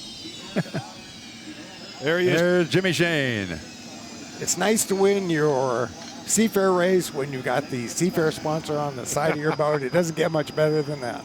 It's kind of like a clean sweep. It is. And it makes up for last week, for sure. Yeah. When you talk about a guy who is Jimmy Shane's coming off there, and of course we're going to hear from him shortly, but you know, so many times we hear these guys when they come right off the boat and on land, Chip, and you know they're so out of breath, and I want to talk to you about that in just a sec as we bring in with Chris Egan. I'm sure this guy is very excited. Chris? Jimmy, well, Let's put this into words, would you? Oh, unbelievable. I mean, I was just so disheartened after last year. We finished first on the race course and we didn't get the win. And I had my mindset. It didn't matter what lane I was in, where I was starting. I was going to nail that start-finish line right at the 0 mark. I was going to lead him into the first turn, and that's exactly what we did. We stuck to our game plan. We did it all weekend long, and that's what it took to win this race. It was unbelievable. The boat, the crew, what they gave me, I couldn't ask for anything more. I mean, it's a rocket ship, so I just had to do my part, and it worked out well for us today. You were on fire all weekend long. This race, this moment, your wife born, 5 miles from here. You now live in the area here, winning this race here in the Northwest. What does this mean to Homestreet Bank, to your team, to your crew, to your family? Yeah, I mean, it's not like there was any pressure at all. There's so many family, friends, and support, especially from Homestreet Bank. I mean, they've been with us for 4 years now, and to get them a real, true Seafair win, to be out in front when we win, that was my only goal this weekend, and I'm so happy that we did it. So happy for Mark Mason. Have to thank him for all of our support that he's given our team. And thank you to H1 for providing us such a great race venue here at Seafair. It's a tradition here at Seafair. Hydroplanes and Blue. And to win the 2019 Seafair race with the Homestreet Cup means even that more. All right, Jimmy, congratulations. Go have some fun with the crew. Thank you. We will definitely be doing that tonight. Thank you. All right, Paul, back to you. I want to go back to my point. You could hear him kind of huffing and puffing there, Chip. And as a guy who's driven so many times, maybe people don't realize how much work goes into doing these laps and manning a boat. I don't think they do. All of these guys work really hard to stay in shape. I did when I had always had a personal trainer, because what you don't want to happen is be aware of your body. If you're all of a sudden aware that you're tired or something's hurting, you're not concentrating. So you really want to be in great shape. All these guys are really good athletes. Yeah, and when you look at Jimmy Shane, too, and you listen to the way he speaks, as a member of the media, it's really cool to see a spokesperson like Jimmy for the sport of hydroplane racing.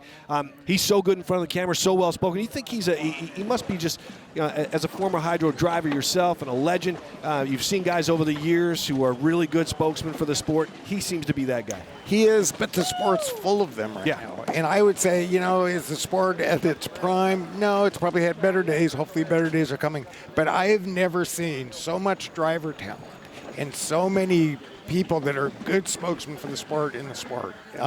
Really a lot of great drivers out there right now. Yeah, that's high praise. And, Mark, I just want to bring you into this conversation as well. You've seen and called a lot of races. What did you think of the final? It was good. It was good for the first few laps, and then things started to string out just a little bit. And Jimmy Shane, I think the penalty for going below 80 miles an hour twice is, that pretty soon Kelly knew that, and Tate was too far behind to really make a presence of himself. So it was Jimmy Shane's race to lose. He managed to come through for the home sponsor and the home Seafair crowd and his family and everything. So it was a good race. It was there are a lot of boats out there, and it gets real confused and chaotic, as Chip will tell you. As a fan, I got to tell you, it's fun to watch 7 out there. It's fun to watch everybody get out there and get after it, because it does add a challenge for these drivers, huh? And you do feel that it's for something at stake. The final heat is everything, so you feel that. There's more boats out there. Yeah. It's all winner take all, so you feel that in the final. Well, I know a lot of fans out here just enjoying the action, and I like the way they had it set up this year, where they brought that final in close to the end of the Blue Angels. It gave fans a chance to hang out, because sometimes these fans will like to bolt after the Blue Angels, and it's cool to see a lot of the fans stuck around for this final the way they set it up this year. So that was a tip of the cap, definitely to H1 and the plan and Seafair for getting this dialed in and having it so close to Blue Angels. A lot of fun out there, and we've shown you pictures and video of everybody just having a blast out here with the great weather. We are going to continue here. We're going to hear more from the pits, and then, of course, the award ceremony coming up as well. So stay with us here as we continue our Seafair coverage on Kong TV on a beautiful day on Lake Washington. The 2019 Homestreet Bank Cup at Seafair has been brought to you by Seattle's community bank for nearly 100 years, Homestreet Bank.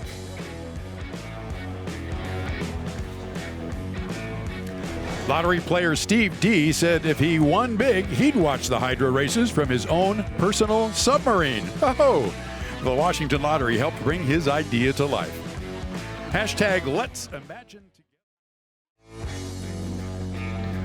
Seafair Weekend 2019 has been brought to you by Homestreet Bank, Seattle's community bank for nearly 100 years, and by Boeing, proud to bring you the Boeing Airshow at Seafair. Tremendous air show, a lot of fun out here today, and so many great sights and sounds for sure. And Chip, when you look at this and you kind of assess another fantastic weekend where the fans are just splashing and loving the sport, it's just, you look over this thing as we sit up here in the tower and have a great view of everything that goes on. You can appreciate just the fact that the competitors, the volunteers, everybody comes together to make it such a great weekend. You know, to me, 70 years of history, this is a community picnic. And if you're new to Seattle, come be part of it. This is something that, our grandfathers did. It's beautiful. It's the best weekend of the year historically, weather-wise. So let's build it.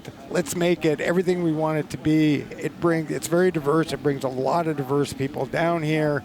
It makes me feel glad that I'm a Seattleite. Yeah, well, that makes me want to jump in the water right there. It's pretty refreshing out here. A very warm day on Lake Washington, but I'll tell you, there's been years past where it has poured and it's been cold, and it is just beautiful out here. And I'm sure, you've had your experiences here as well, but when you look at this event and what's coming up next, there's one race left, San Diego. So it's pretty much Shane's championship, huh? It is. They came into this year really well prepared. They did their homework. He's a great driver. The equipment's good. The crew's good. They've really approached it well. And I think when Homestreet came to them and decided to be their sponsor, it's really up the level of the team. And it's up to everybody else now to come up to that level, which they will. Yeah, it's interesting that to make this sport competitive and to not have you come into every weekend that they're racing and Jimmy Shane Homestreet, he's got the best boat, he's going to win, and it really is for the health of the sport. It's important for every other crew and every other team to figure out how they can bring it up a notch. Right, and they do it. J. Michael did it last week, and anything can happen in a final. This one didn't play out, with really much drama, but it certainly can, and I wish it would have happened this week. But they're a deserving team. They've really done their homework. Jimmy Shane in the Homestreet Bank Cup, winning the Homestreet Bank Cup, I should say. He's going to be taking his spot up on the stage and accepting his award as we will get to that shortly, and the award ceremony coming your way here on Kong TV as fans wait around for their hydroplane driving hero, or heroes in this case, 1, 2, and 3, and Shane taking 1. And let me ask you this, as far as fans go when it comes to racing in this sport, Jimmy Shane's got the fastest boat, he outperforms all the other boats. What are the restrictions on these boats? I mean, is it, to help the average fan understand it? They can only put so much fuel into the engine. The propeller can only be a certain size. So there really aren't unlimited anymore like they used to be, where you could do anything you wanted. They're really restricted now to try to bring the competition up. The boats are actually going slower now than they did in my day because they have put restrictions in the name of better competition. And I think they've been successful at that. So when you see these guys coming down the straightaway, they're going 180, 190, and then take us through it, like as we get ready for the awards ceremony. They're down there right now. I see that right now. Jimmy Shane holding the trophy and just kind of enjoying a little confetti bath as they hold their trophies. And we talk about the guys that are trying to make a name for themselves in this sport, and you probably saw a few this weekend. Jamie Nielsen, the guy on the right of the screen there in the black and orange. He's a new emerging driver. That team struggled with a good driver, really great guy, but they found something special in Jamie Nielsen, and he's going to bring that team up a bit. And what happens is after a performance like this, sponsors become more interested, you get more funding, you get better equipment, and I think this was a breakthrough race for this team. Well, you knew this was coming.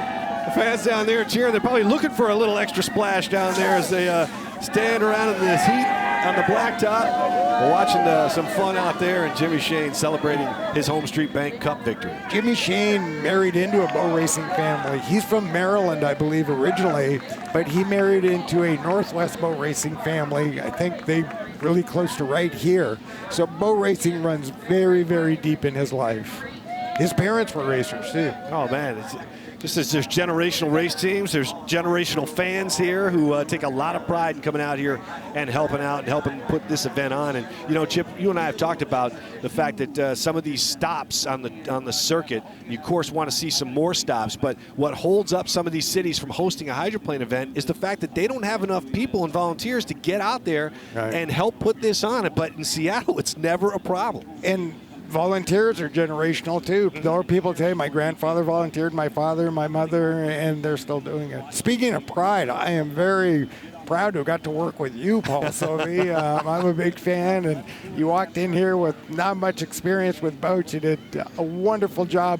King Kong coming in here, producing this for the first time. I'm really proud to be part of this broadcast. Our camera guys, everybody in the trucks, the graphics, everybody did a really good job. Yeah, you know what? We appreciate that, and thank you for the kind words. And this is a good chance to thank everybody, and Walt and Rick, Michael and Director Glenn. And I know you're never supposed to start thanking people, because then if you're Russell Wilson, you can get away with it. You can thank everybody in front of the mic, but I don't have time for that. But I want to make sure that at least I thanked a few people, and especially the crew and the volunteers out there, and especially you, Chip, because you know, for 4 hours of broadcasting, having you and Mark on my side here, with all the experience you have, I was in good hands. And Seafair making a decision to do this themselves. They said, this needs to be on TV. We want people to come to the lake, but we want people to be able to see it on television. So Seafair made a big commitment to television. Kong stepped up. You guys stepped up, and I'm really proud to be part of it. Awesome. It's been a great experience. Thank you. Mark Allen down at the stage. Mark? Thank you, Paul. We're down here, 2019 Homestreet Bank Cup, and we're all the racing is done, but we got the big prizes to give away. And we've had a lot of different boats out on the race course. First up, we're going to take a look at our first place winner in the J-Stock Hydros, sponsored by Graham Trucking. Talk about a winning boat and a winning driver. Let's bring up Jack Peterson.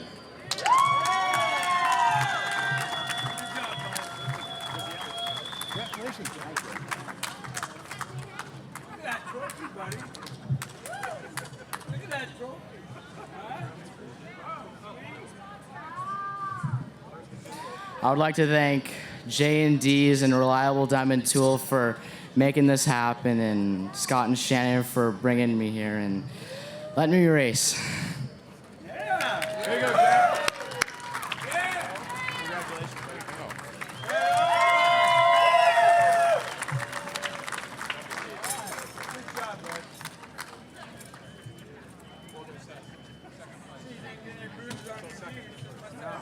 No, we're good.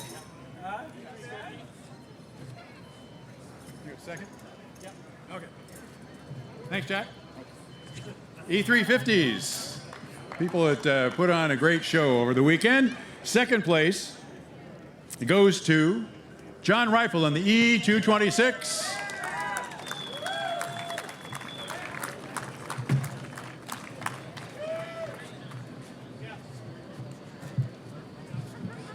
All right, real quick before I present this award to the E226 on a job well done, just want to quickly thank both King and Kong TV on behalf of Graham Trucking, along with Seafair. Partnership means a lot to us.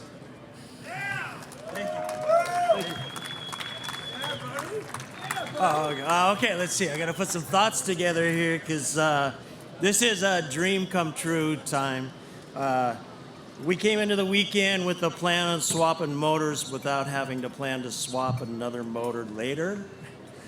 But we did. So I have to give a huge thank you to my crew.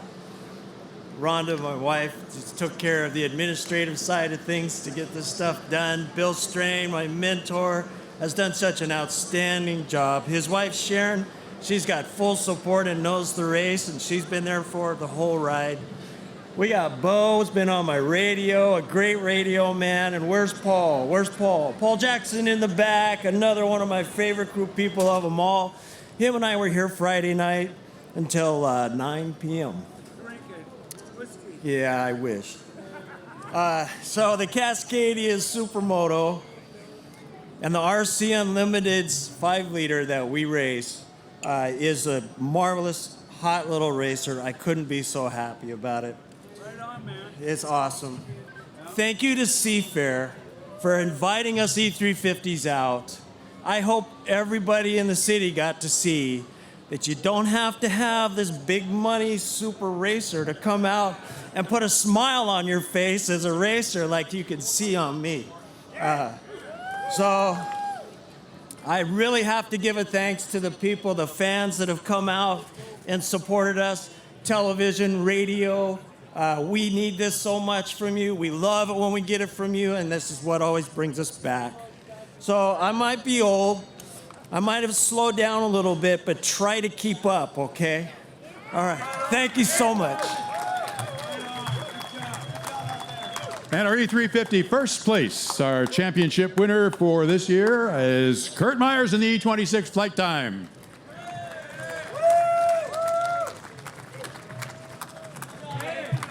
All right, another congratulations to Kurt. I think this is the third trophy Graham Trucking's got to hand him this weekend, so hell of a job again. Thank you.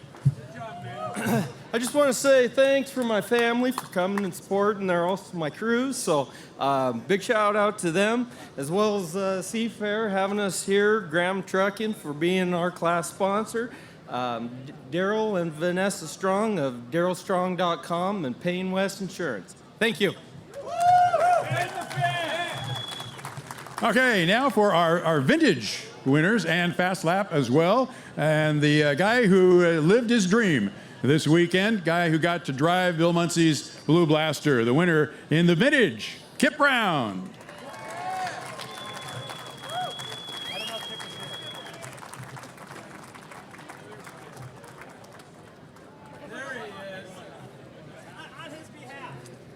David Williams will accept on Kip's behalf. I knew that was you out there, man. You look a little different. Yeah. So accepting on behalf of Kip Brown, who's a lot taller and a lot better looking than me. Thanks, everybody, and thank you to all the crews that made this possible. And Seafair, Eric Corning, great to have you back. Fast lap award, pretty fast lap, in fact, 148.929, and that goes to Jimmy Shane and Miss Homestreet.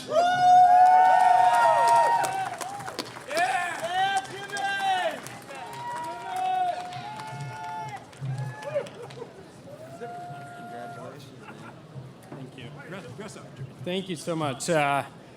All I can say is we had a rocket ship this weekend. I mean, the Miss Homestreet crew gave me the best equipment they could. Our sponsor, Homestreet Bank, they support us so well, so we have good resources on the team. And our crew chief, Mike Hansen, he made the right decisions today with our gear package and our propellers. So very happy to have the fast lap, and I'll see you guys in a little bit, just a few minutes. Thank you. All right, time for the awards for our H-1 Unlimited hydroplanes. Third place, a guy who really impressed an awful lot of people and I think surprised a couple of drivers, Jamie Nilsson. Jamie Nilsson, J&D's, presented by Reliable Diamond Tool.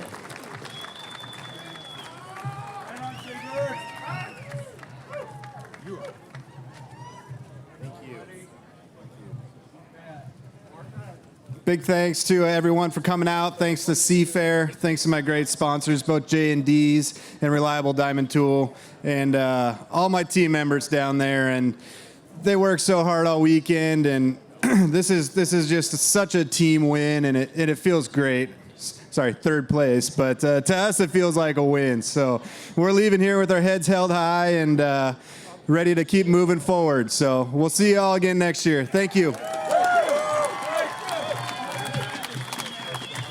All right, thank you, Jamie. Second place, a guy that was a defending champion and also your defending national champion, Andrew Tate in the Delta Reel Track, the U1.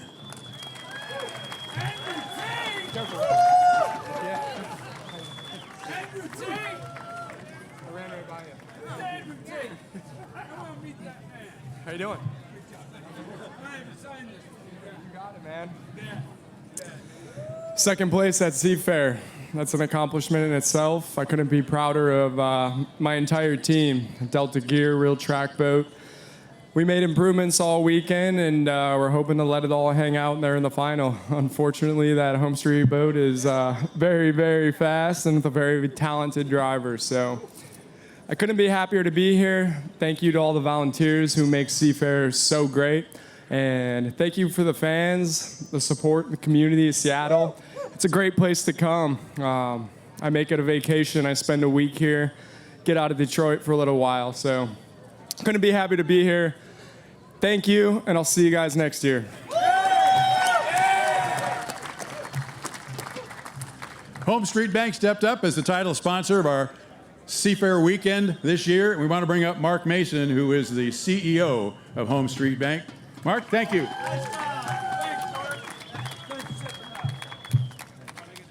Thank you. I have a special interest in this award. This is the inaugural 2019 Homestreet Bank Cup. I have a special interest in the outcome, and I am taking great pleasure in announcing the winner, the U6 Jimmy Shane, Miss Homestreet Bank.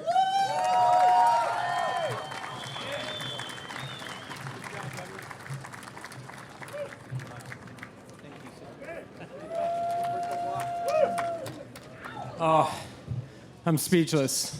No, I'm just kidding. I'm going to talk. All I can think about is how honored I am to be the driver of this team. Our team is based out of Madison, Indiana, and it has a rich history and tradition. They're a community-owned boat. They've had a boat and supported H1 Unlimited from 1961, and I'm just now their driver for the 2019 season, and I'm honored to be part of the Miss Madison team. And our partner for the last 4 years now has been Homestreet Bank. We just go hand in hand with our values and our morals. We're very community driven, and Homestreet Bank has been an unbelievable partner for us and our race team. So thank you to Mark Mason, Homestreet Bank, for all their support. Thank you to Seafair. What a wonderful event. I mean, I think it went flawlessly this year. The races rolled, the Blue Angels flew, and we came away with the Homestreet Cup. So unbelievable race this weekend. Thank you to my crew, my team. I'd like to bring Mike Hansen and Charlie up. And these are the guys that are the glue of our team manager and our crew chief. So thank you to Mike Hansen, Charlie Grooms. And I just want to say it's an honor to be here in front of all of you to put on the show that we do with H1. And we're going to be back next year. We're going to be back better, and faster next year. So be ready for it. Thank you so much. Thank you, guys. I have one more piece of business. Jimmy, we have a little gift for you from one of our sponsors, Oris. Hold on. That was early. Sorry, boss. Hold that thought. All right, it's safe. We have a gift for you from Oris, a fabulous watch. Oh, my goodness.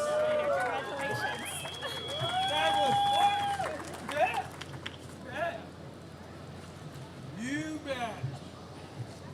I'm going to grab that marker and we hold that for you. You guys see that helmet? Woo! You guys see that helmet, man?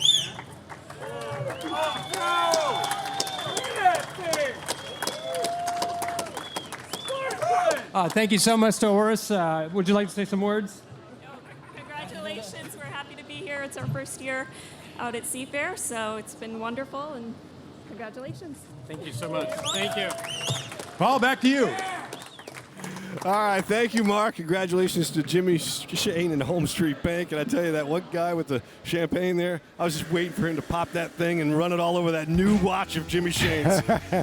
Oh, brother. So much appreciation when it comes to motorsports, and they all have to get their sponsors in and their thank yous. And, well, I tell you, it's been a fun weekend, Chip.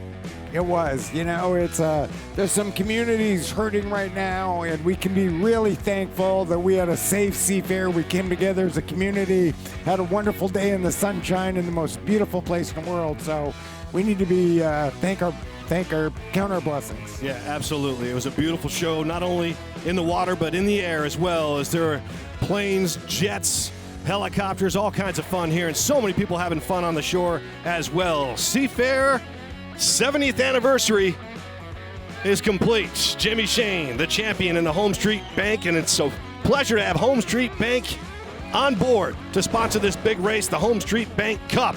Thank you for joining us at home, wherever you watch us, on Kong TV, on your phones or on your TVs. We thank you for being with us. See you next year.